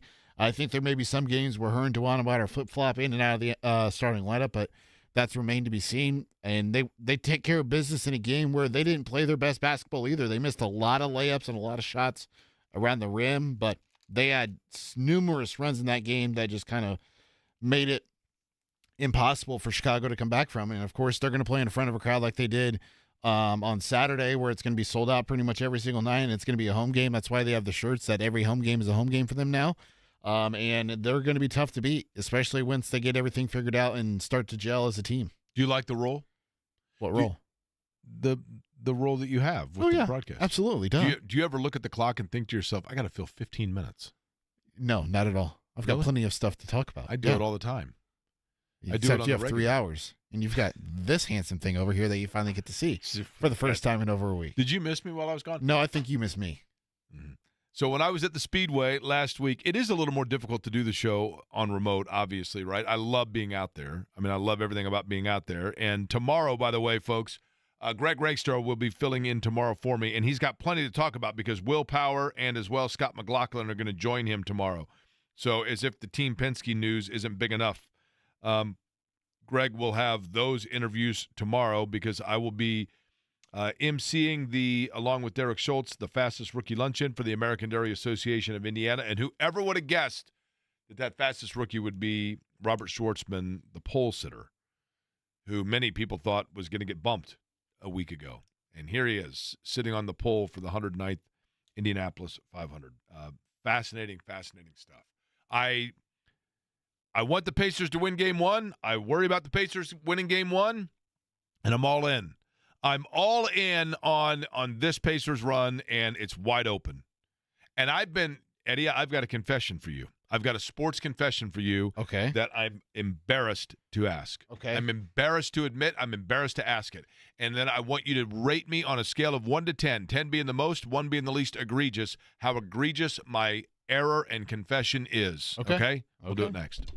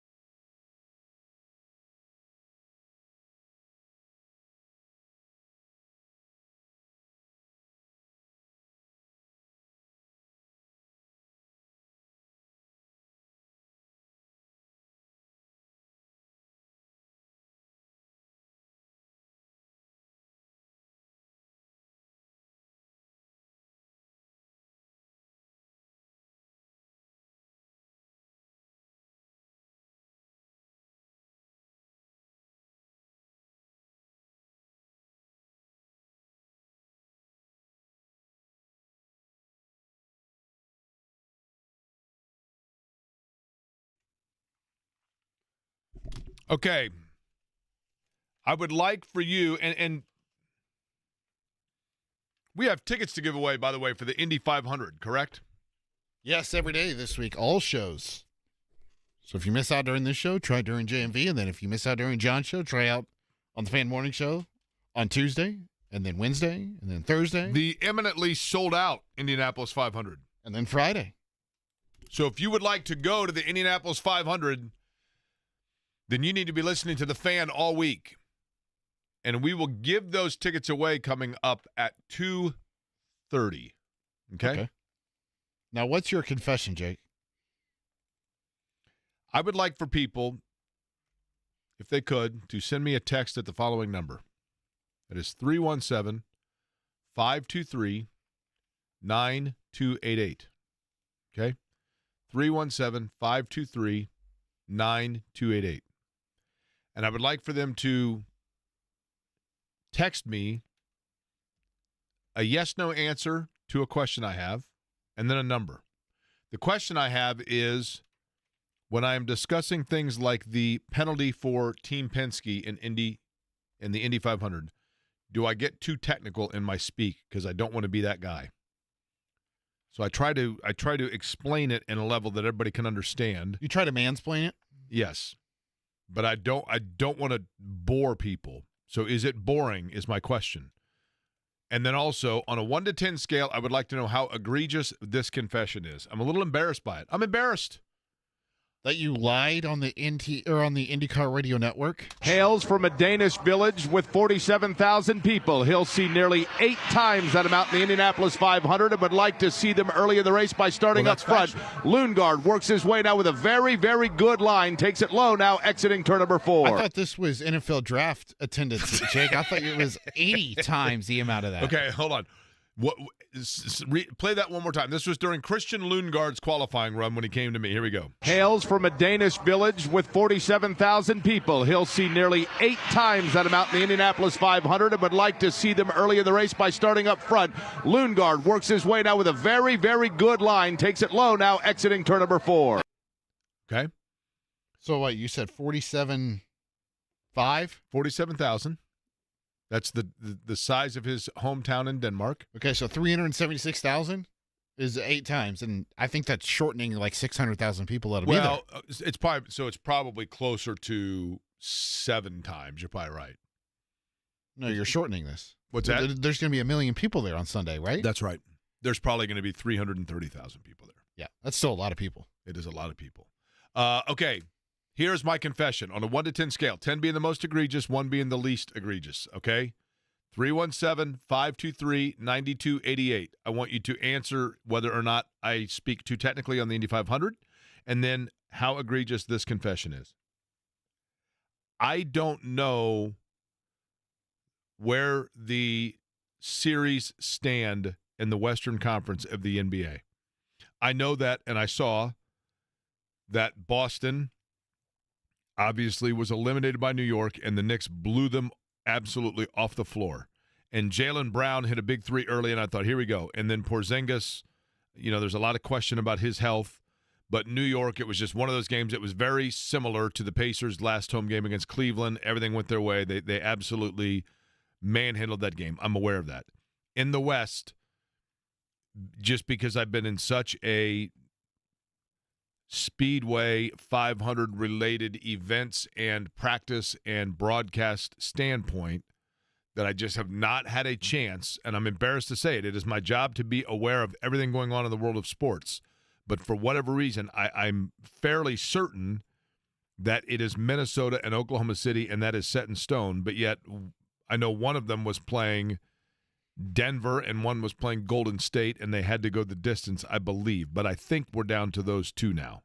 Yes, that is accurate. Denver and Oklahoma City. Game 7 was yesterday, and it was a close game early, and then Oklahoma City pulled away by about 32 or something. Okay, so it was not a close game overall. No. And then Minnesota and Golden State. That is correct. And Minnesota won 4-1. 4-1, okay. Because of Steph Curry pulling his hammy. I knew he got hurt, yes. Yeah. So, having said that, I would like for you to rate, Eddie, 10 being the worst and 1 being the least. How egregious an error or confession, how embarrassing is that? Well, considering your schedule, Jake, I put it on the lower end of the spectrum. Just because you're insanely busy this month between, speaking at different sponsorship events, speaking at different engagements, your IndyCar duties for the radio network, and not to mention doing this dog and pony show. So it's keeping up with the Pacers, got to keep up with the Colts and see if there's anything going on with them. If, they're releasing any more unapproved Microsoft schedule release videos. We got unapproved Microsoft and unapproved attenuators, right? Not to mention, I'm glad we haven't paid attention to what's going on in our beer chase with listener Chad. What is going on in that, by the way? Because I had the White Sox and the Athletics in combined wins, and I believe that both of them are slightly exceeding expectation. You had the Blue Jays, who got out to an incredible start, and who was the other one that you had? The Marlins? I got the Miami, Florida Marlins, yeah. Okay. Both teams have rebounded a little, so I'm still in first. Chad took the Reds. He did. And the Rockies, right? Yep. And the Rockies are terrible, correct? Yeah. Okay. Worst team in baseball. I have not looked at where we stand right now. So quick math here, Jake. White Sox have 14 wins, and the Athletics have 22, so you have 36. Okay. For me, the Marlins have 18 wins, and the Blue Jays have 22, so I'm at 40 wins. Ooh, so you're back up 4 on me? Okay. Yes. And then listener Chad has the Reds. Chad's got the Rockies, so no chance. With 24 wins. Okay. They're on a 4-game win streak, and he has the Colorado Rockies with 8 wins, so he has 32. Yeah, the Rockies ain't helping anybody here. The Rockies, honestly, and I don't mean the actual mountains themselves, the franchise, just do away with it, right? They got bad colors. No, nobody's the only people wearing Rockies hats were suburban kids that acted like they were in the Crips. That's it. That's the only people wearing Rockies hats, right? And then, Jake, if you cared about the NHL Stanley Cup, they are in the conference finals. Do you know this? Dallas, right? Yes. Okay. Dallas is in. Now, my Sabres, tough year for us with the Sabres. But, again, got in on the ground floor, work in progress. I'm also a little bit of a Flames fan, not going to lie. But I know the Sabres are in. And there are 3 others? Yes, there are 3 others. Are there any Canadian teams left? Because I know Winnipeg got eliminated. Yes. 1. There's 1 Canadian team left. Uh-huh. I'll go with the Maple Leafs. No. Go with the Canadians, I believe, are bad now. Not the Canucks? No. Not the Canucks. The Flames? No. The Winnipeg Jets are out, right? We determined that. Oh, the Edmonton Oilers? Bingo. I should have known that. Edmonton's really good. Edmonton got really far last year. Yep. Okay, and then 2 American teams left? Yes. Okay. So it's Edmonton and Dallas. Okay, now, so there are 2 teams in the United States facing one another. Are these franchises that are typically seen as good? 1, yes. The Tampa Bay Lightning? No. Okay. Are these historic teams? I don't think so. They're not part of the original 6? I don't think so. Washington Capitals? No. Hit me. It would be the Brendan King Florida Panthers. Of course. And the Carolina Hurricanes. No, wait a minute. No, hold on. Brendan King, who he's got another week here before he starts becoming his Florida Panther fandom shows. I just sat next to Brendan King for an entire week during his updates, and I never once heard him mention the Florida Panthers, just so you know. Never once heard him mention. Big surprise. Indy 500 tickets in 35.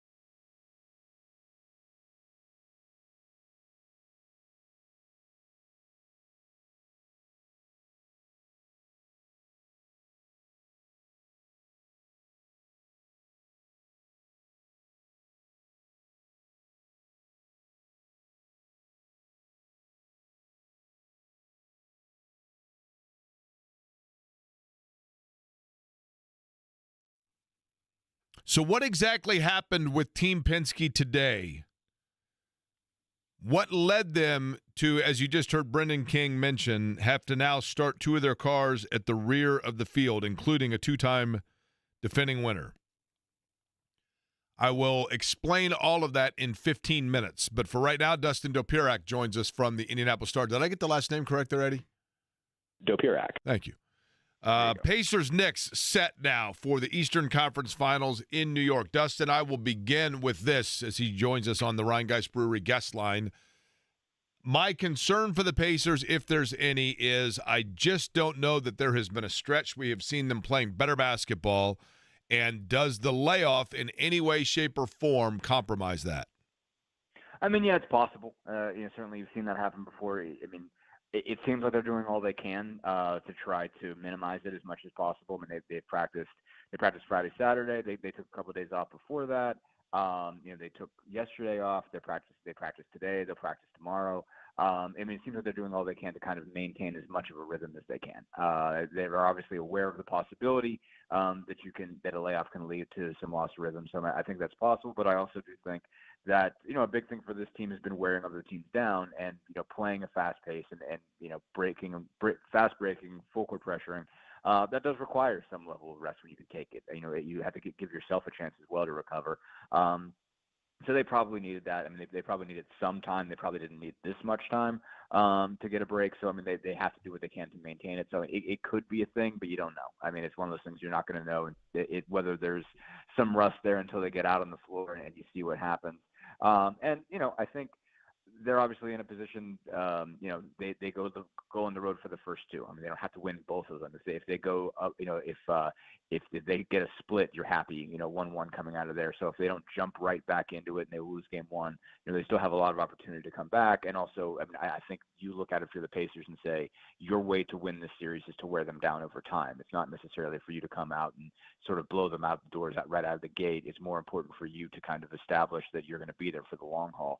And they're going to have to, deal with you exhausting them for 6 or 7 games. So I think that kind of lessens the effect a little bit, that's sort of what they're really relying on here is the fact that they play more guys than the Knicks do and trusting that they'll be able to, they'll feel better at the end of this thing than the Knicks will. And that'll allow them to kind of, be better coming game 4, game 5, game 6. So I think in that case, it could cost them something in the early parts of this series, but I don't know how much it will cost them. I think they can make up for it on the back end. New York runs such a short rotation.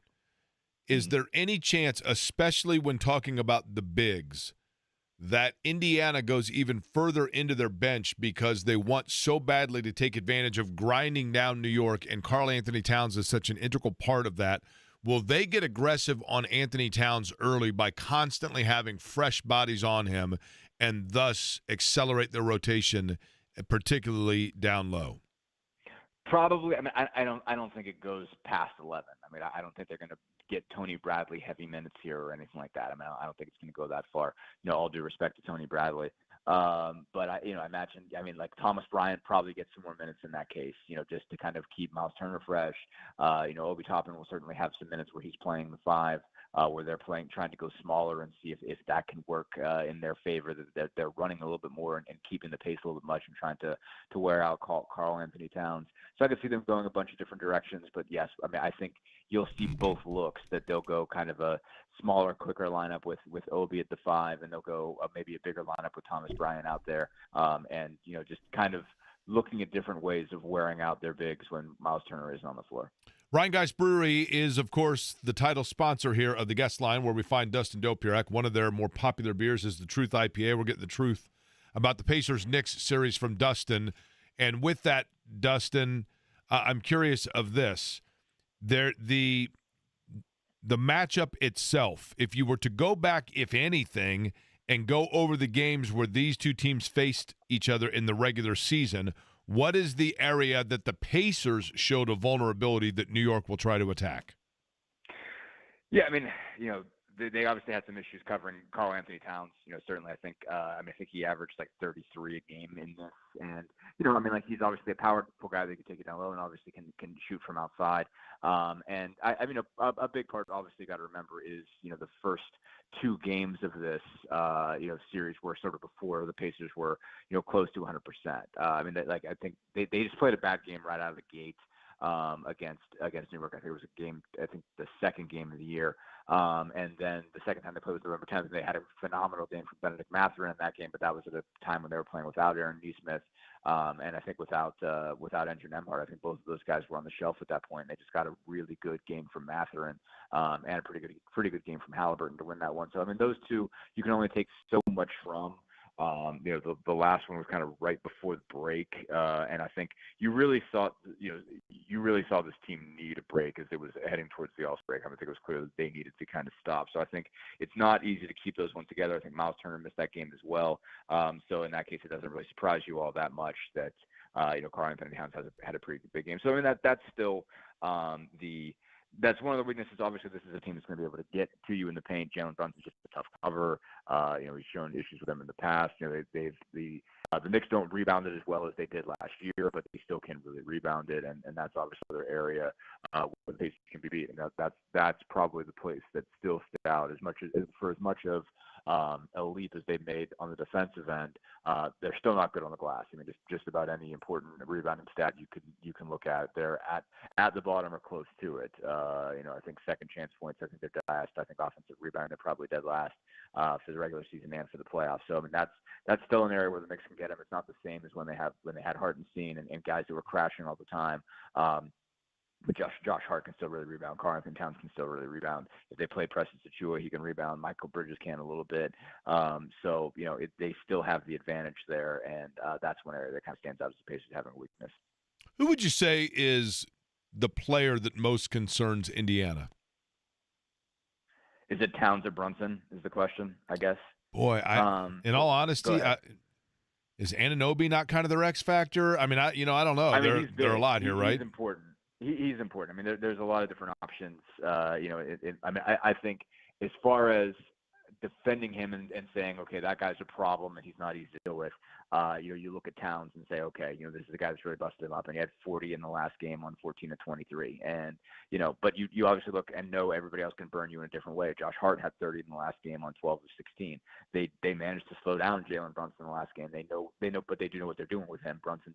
What they're dealing with there. Brunson's obviously had a phenomenal playoffs, but OG is obviously a terrific player, and Rick Carlisle just went off about him. Really that there's not a hole in that starting five. There's a reason why they played more minutes together than any other starting five in the league. Is Tibbs loves those guys, and there's good reason. They're all terrific. You're banking, if you're the Pacers, on your depth and thinking you're going to be able to wear down those guys, but you're not looking and saying that there's a weakness in that top five. But OG obviously can just bust things up as a defensive player, and obviously he's come so far as an offensive player from his time at Indy. The degree to which he can drive, the degree to which he can shoot, he's just become such a so much more of an offensively skilled player. I think he averaged 18 a game, which I think is a career high for him. All of them are, but Anunoby is a problem. Towns is a problem. Brunson's a problem, and so are Bridges and Hart in their own way.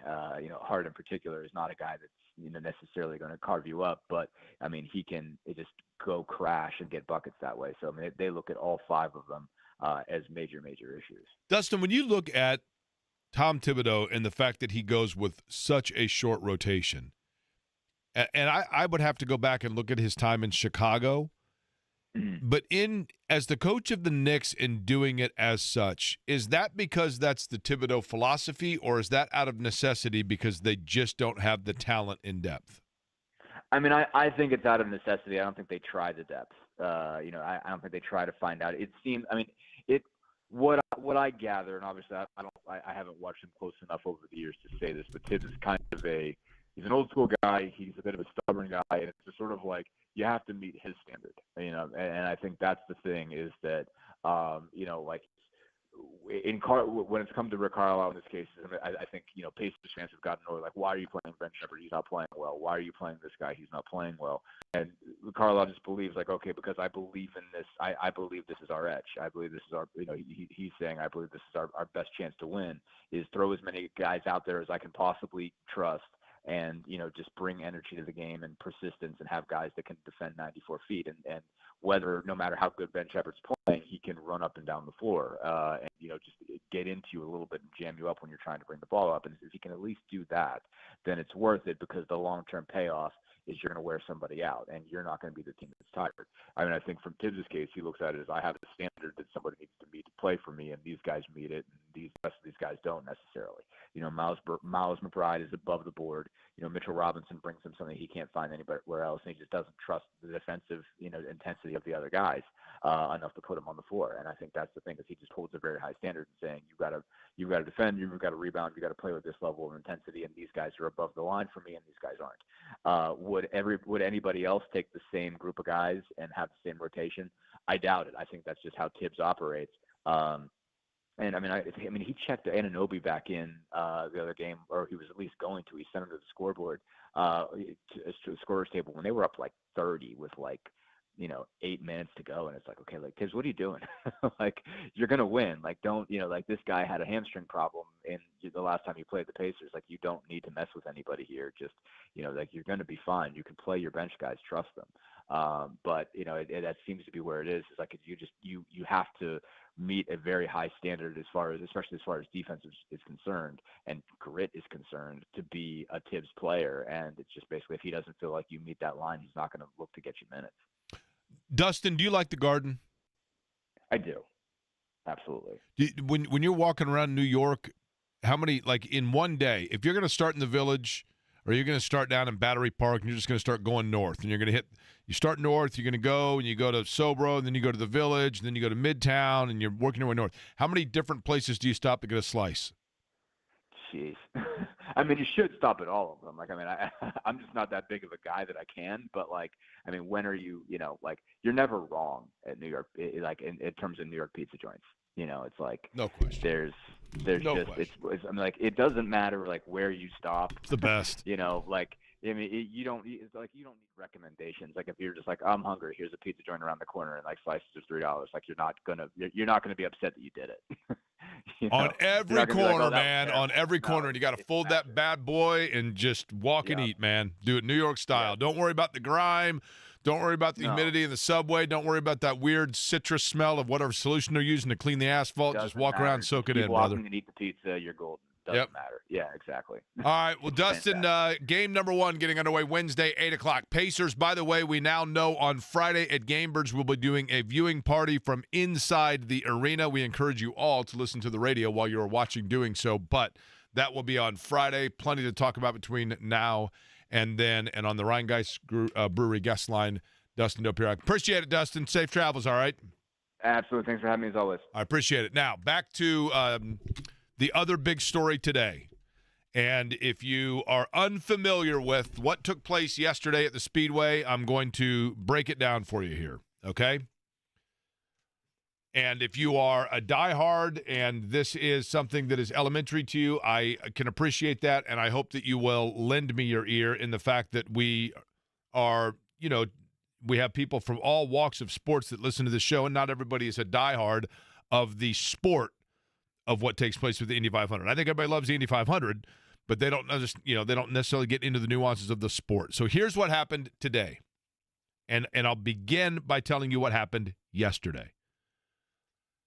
On Saturday, so I guess I'm going to start on Saturday. On Saturday, all 34 cars entered for the Indianapolis 500 qualified.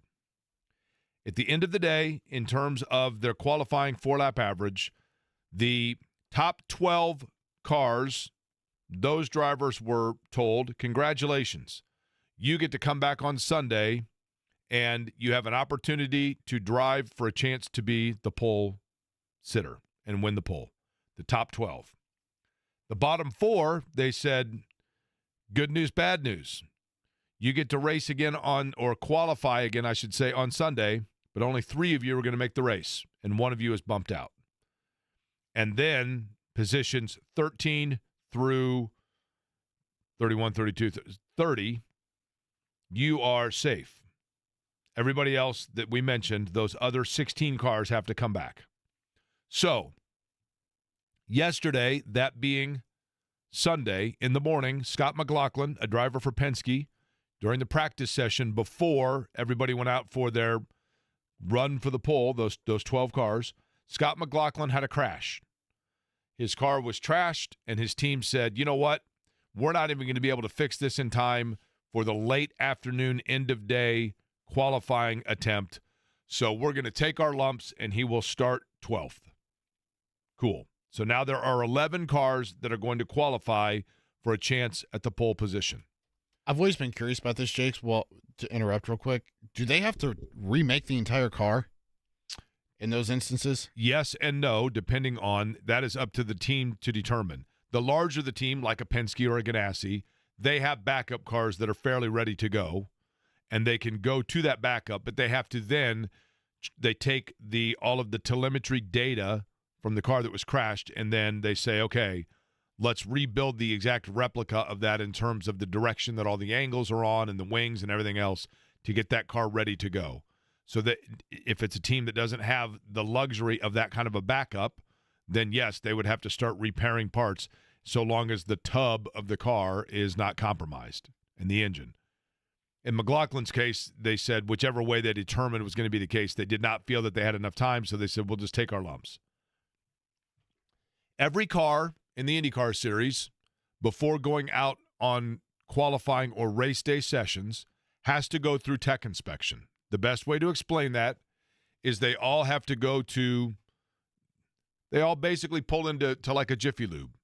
And they put the car up on the tracks, and the tech inspector, the NTT IndyCar Series race technical director, Kevin Blanche, Rocket is his nickname, he oversees it, but there is a group of men and women that overlook the car with a fine-tooth comb and make sure that the car is to all of the specifications that it needs to be, the proper weight, the proper height, etc., and that no funny business has gone on with the car.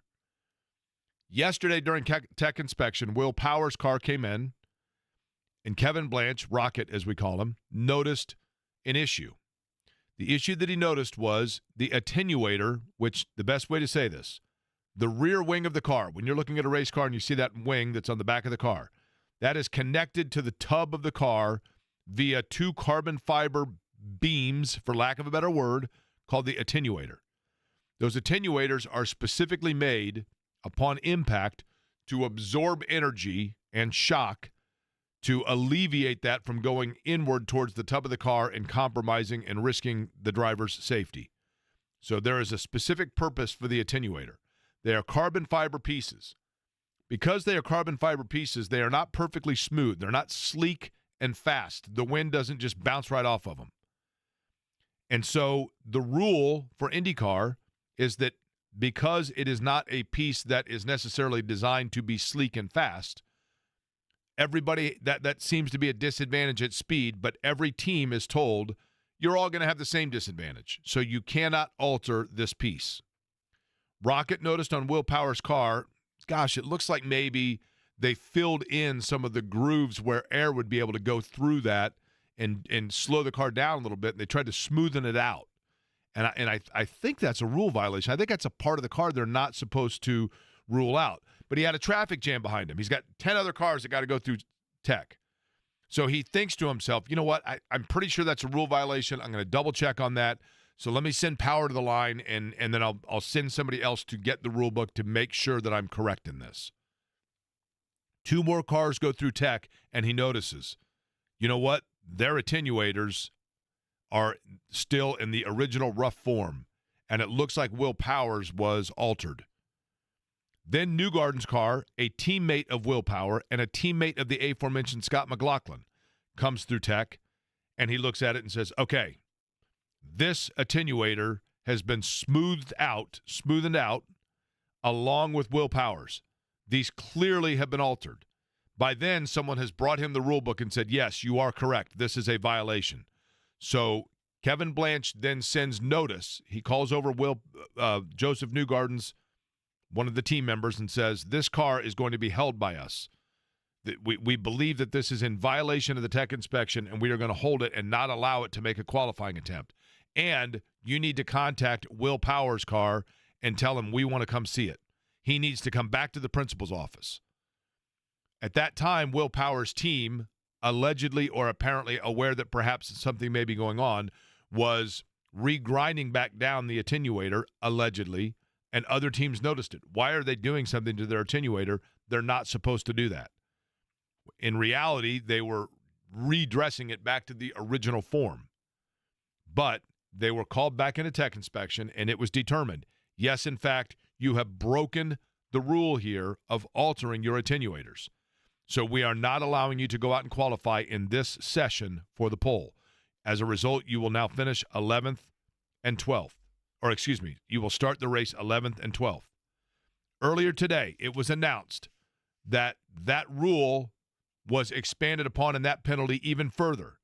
Doug Boles, who is the president of the Indianapolis Motor Speedway and the president of IndyCar, just before we went on, met with the local media and explained that there is a particular rule that states that IndyCar can fluctuate penalty based on the severity of the moment of which the penalty arose.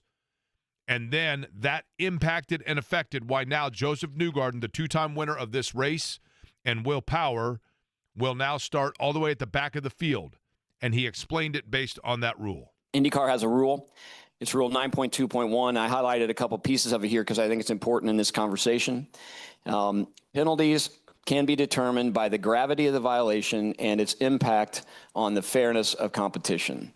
IndyCar has the authority to impose any or all or any combination of the following penalties against any member for any violation of the rules at any time. The thing that strikes me the most about this rule is the gravity of the violation. This is the world's largest motorsport event, the Indianapolis 500. This event defines who people are.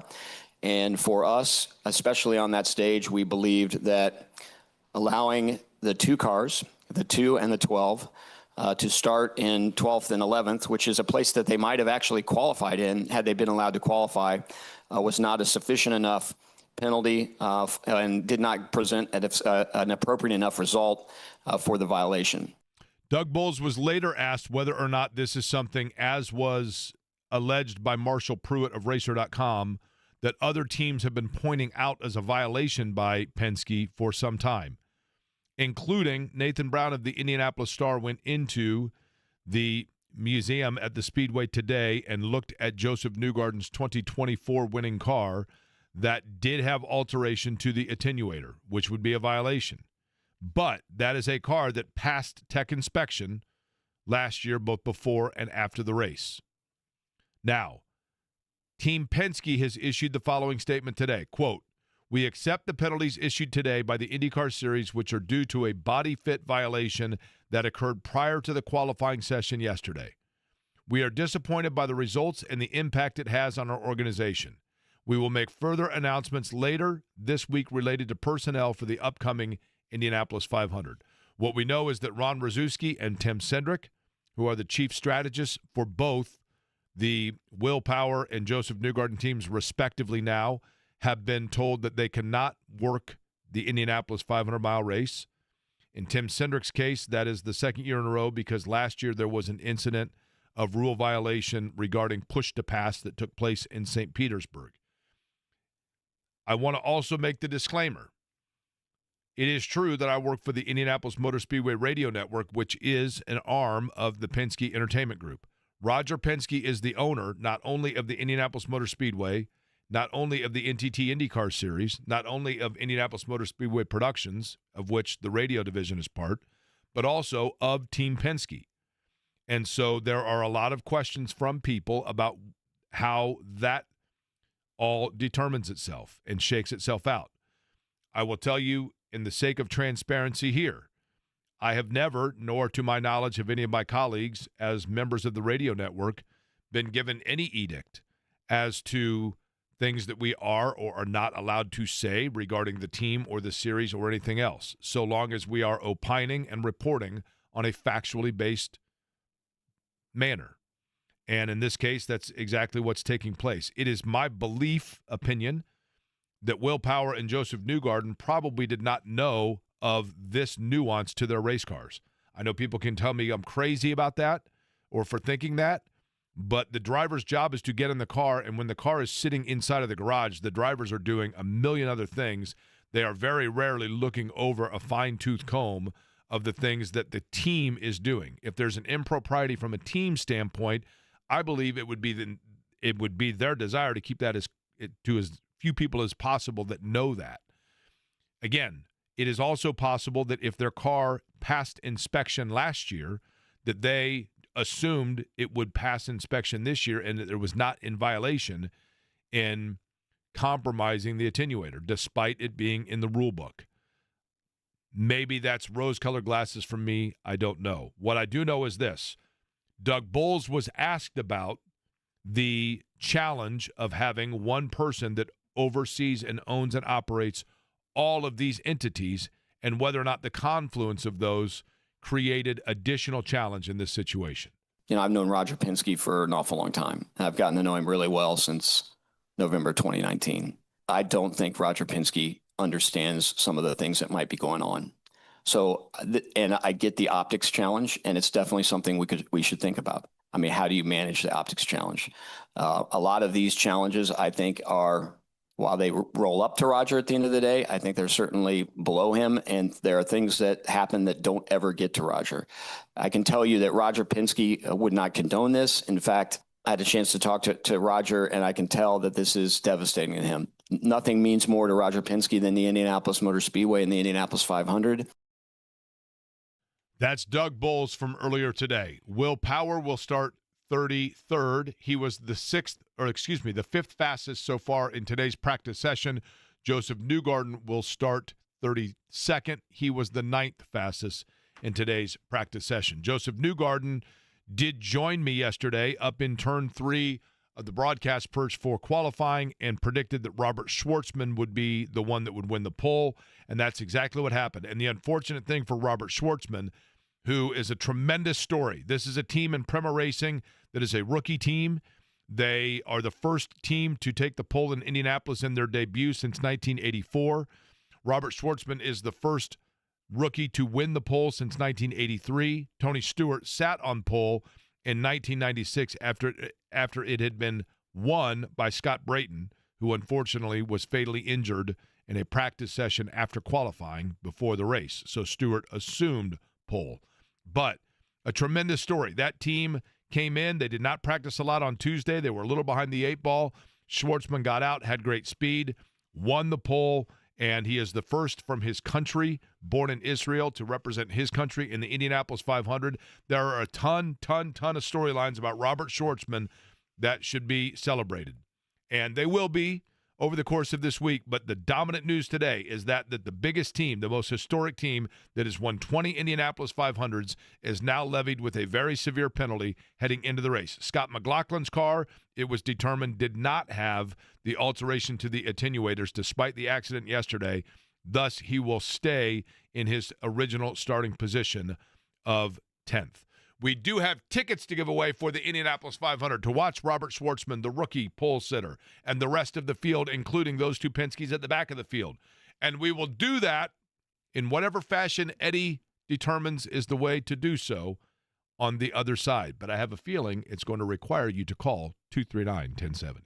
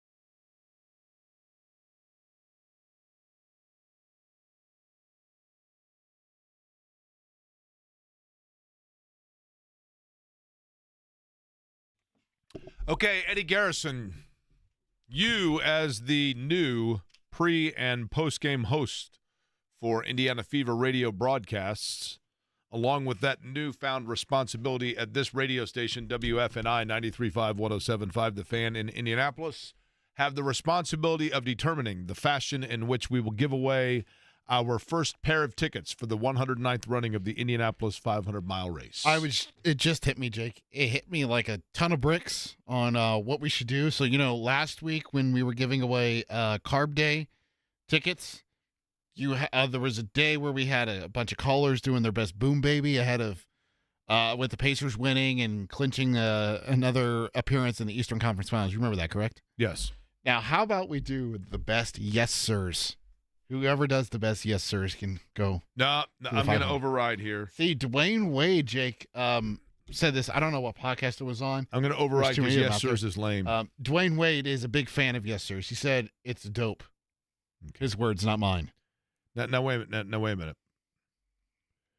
Dwayne Wade, though, an arch nemesis of the well, he's a good dude actually, but you know what I mean. Are we seeking the opinions and the approval of Dwayne Wade? Now this just organically popped up on my Twitter timeline this morning, and now I can't find it. It organically popped up on my Twitter timeline. I listened to that. I was like, you know what? I'm all in with you, Dwayne Wade, or Dwayne Wade, or however you pronounce your name. Okay. He does seem like a good dude. Yeah. But he's a Heat guy. I mean, come on. He's also a former Bull and a former Cav, right? I can't remember. Did he make it to Chicago, or did I dream that? Where Chicago's I think he ended in Chicago. Did he not? I think he ended in Chicago. I think in order to win the tickets to the race, you should show me your willingness to attend the race. Right? Now, how do they do that? Well, I'll show you, for example. We'll begin with which caller, Eddie? Let's begin with Cody. Cody, what's up? Hello. Cody, you sound like a nice guy. Have you called the show before? Yeah, it's been a while. I think last time I called probably a couple years ago, but got some lucky with golf tickets to Prairie View. Okay, fair enough. Give another swing at. Fair enough. And what, Cody? What line of work are you in? I'm a real estate agent. Oh, okay. Fishers. Okay, you're the director of Fishers Real Estate. Okay, for the company. All right. Cody, how many Indianapolis 500s have you attended? I have been to 3. Okay. What was the first? Last 2. What's that? Went to the last 2. We did Snake Pit, which I guess counts, but. That counts, yeah. What was the first year that you attended the Indy 500? Oh, I must have been a child, probably 7 or 8 years old. So, geez, 20-something years ago, 23 years ago. Do you remember Do you remember the year or the winner of your first Indianapolis 500-mile race? No way. I was way too young. Cody, well, I remember getting some hats signed, so I still have those hanging up in the man cave. Now, Cody, what is your fandom level 1 to 10 on the Indy 500? I would say probably a 6 or 7. I've always got it on the radio. Well, that's good. Now, see, now make the day out of doing that. Okay, here we go. Now you're butter under the post, Cody. Here's what we're gonna do. You ready? All right. It's a challenge for you. Okay. Can you tell me 2 of the turn announcers on the radio when you're listening to the 500? Mr. Query would be one. That's my dad, but yes, okay. All right, Jake. Okay. Jake, but I know the best one. That's Jake, right? Can you name any of the other 3? No, sir. Can I give a hint? Oh, Cody. Can I give a hint? I like Cody. I like Cody too, man. Can we give him a hint? Okay, you can give him a hint. Go ahead. One of the announcers has a tie to the Indiana Pacers.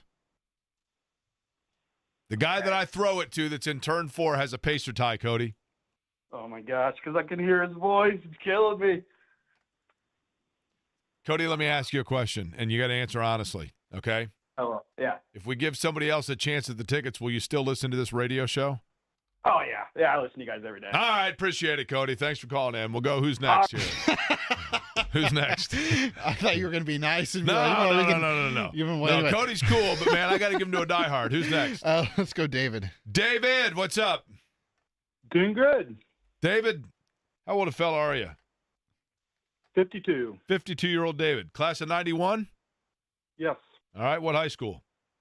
Ritter. Okay, we'll speak slowly. Okay, how about this one? David, what year was your first Indianapolis 500? You grew up in the shadows of the track, right? Yes. Your first race was what year? 1986. 1986. In that year, David, in 1986, there was a huge shootout at the end involving 3 different drivers. One of them went on to win. Can you name any of the other 2? I know it's Bobby Rahal, Kevin Cogan, and I forget the third. Well, you know what, Dennis? No, I'm sorry. Did I say, is it Dennis or David? Sorry. David. That's David. Sorry, David. I'm on sleep deprivation here. David, late in that race, Kevin Cogan was in the lead.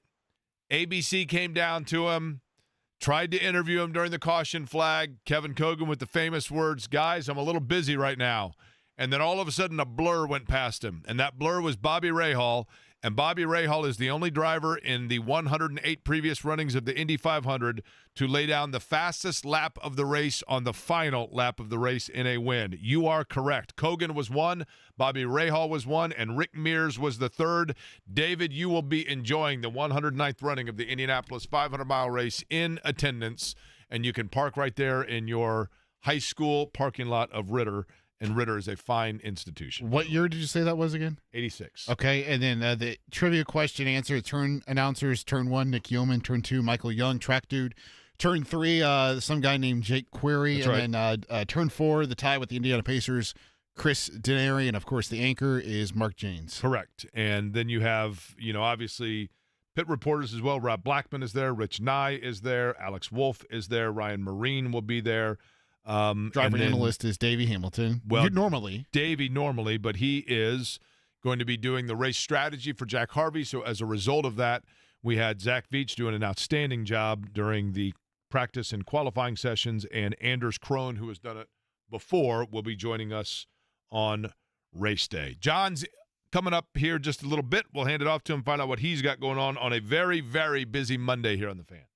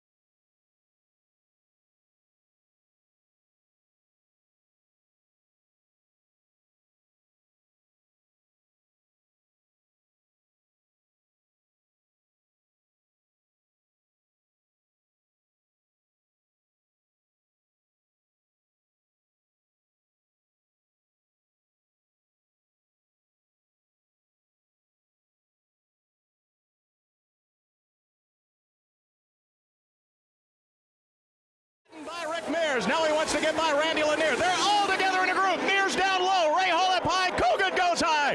Cogan on the outside of Rick Mears. Tries to go inside. He can't do it. Unbelievable racing. Kevin Cogan takes second place in the fourth turn. Rick drops back to third. We have a slow car as Pancho Carter in turn 4.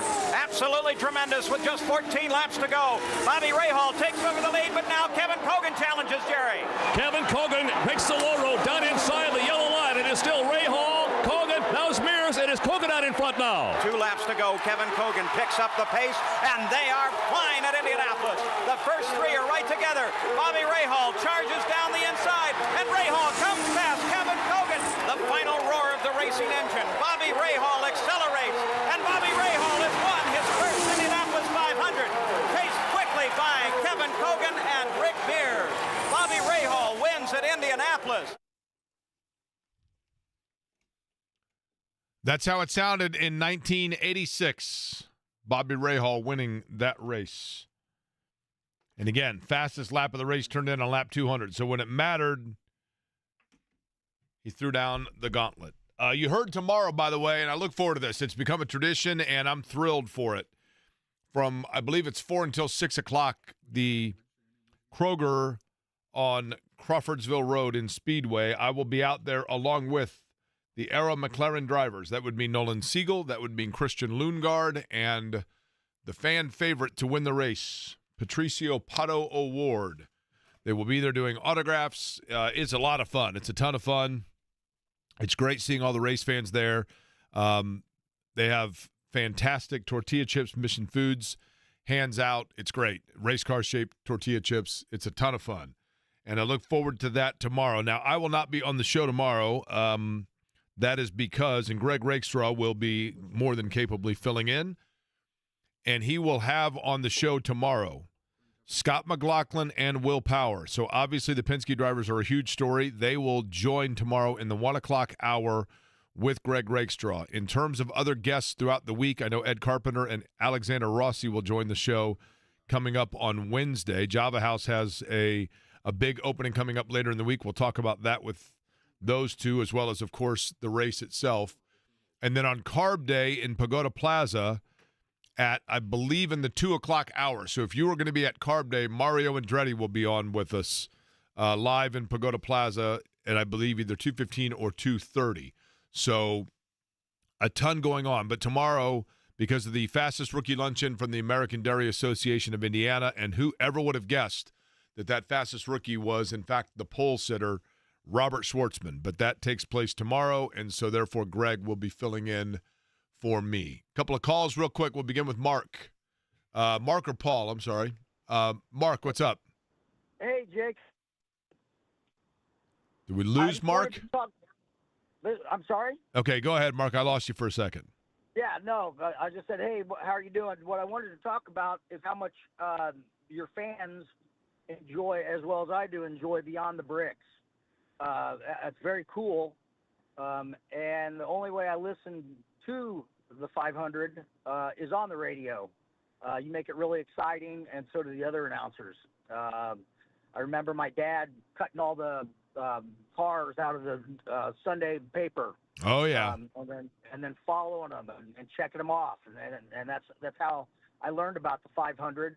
My dad listened to it. That was still when you had to drive 50, 60 miles away if you wanted to watch it. Yep. And just a blast. And I was probably 16 when I went to my first one. Spent a lot of time on the green latrine roofs, the roofs out there in turn 4, where the restrooms were. So in other words, Mark, you kind of bent the rules from time to time, right? Oh, that's always. That's kind of, Mark, that's the theme of the day, by the way, just so you know, apparently on the program. I appreciate it, Mark. I appreciate the kind words. Beyond the Bricks tonight, 8 o'clock. Mike Thompson and I have open disclaimer. Tonight's was actually recorded before we knew about everything that took place today, but nonetheless, we will be doing it at 8 o'clock tonight for the rest of the week for Beyond the Bricks, by the way. Paul will round us out. Paul, what's going on? Hi. Hey, Paul Ferreira. Paulie, what's up, brother? Hey, was calling up. Who was your favorite? You think that win? Do you think Tony Kanaan or? Well, Kanaan's not in the field not this Tony year, Paul. Kanaan. And I'm sorry. I'm trying to think. Elio, you're thinking of Who's Elio. the guy that, Elio, but no. What about who's the guy that's won as many times as Foyt now? I can't Elio. even get That's his Elio name. Castroneves. Yeah. No, not Elio. Who's the guy? Not Alex. Alexander. Alexander what is Rossi. it? He won the 100th. He's a rookie. Yeah, but when he was a rookie. I mean, he won it as a rookie. I'm saying as many races as Foyt. Who's that guy? Dixon. Dixon, right? Well, he's only won one Indy 500, but he's trying to close in. Foyt. He's second all time on the all time wins list. Paulie, here's the thing, man. Paulie, my buddy Mark Baker insisted, Paulie, that I get together with you, and we're going to get together and we are going to get some lunch together. And I still owe you, Paulie. I'm working on getting you some Speedway tickets, by the way, Paulie.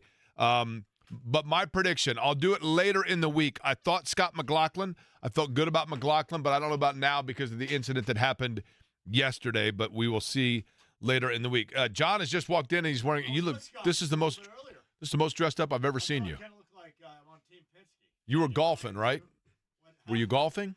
I was out with McLaughlin and a PGA guy named Jake Knapp earlier today for PXG and for Pennzoil. I was going to say. At Brick Road Crossing. I like Scott a great deal, man. Great dude. He's a great guy. Yeah, really good dude. But, yeah, it's funny. They had to take 5 minutes. He goes, hey, Roger just called me. I got to take this call.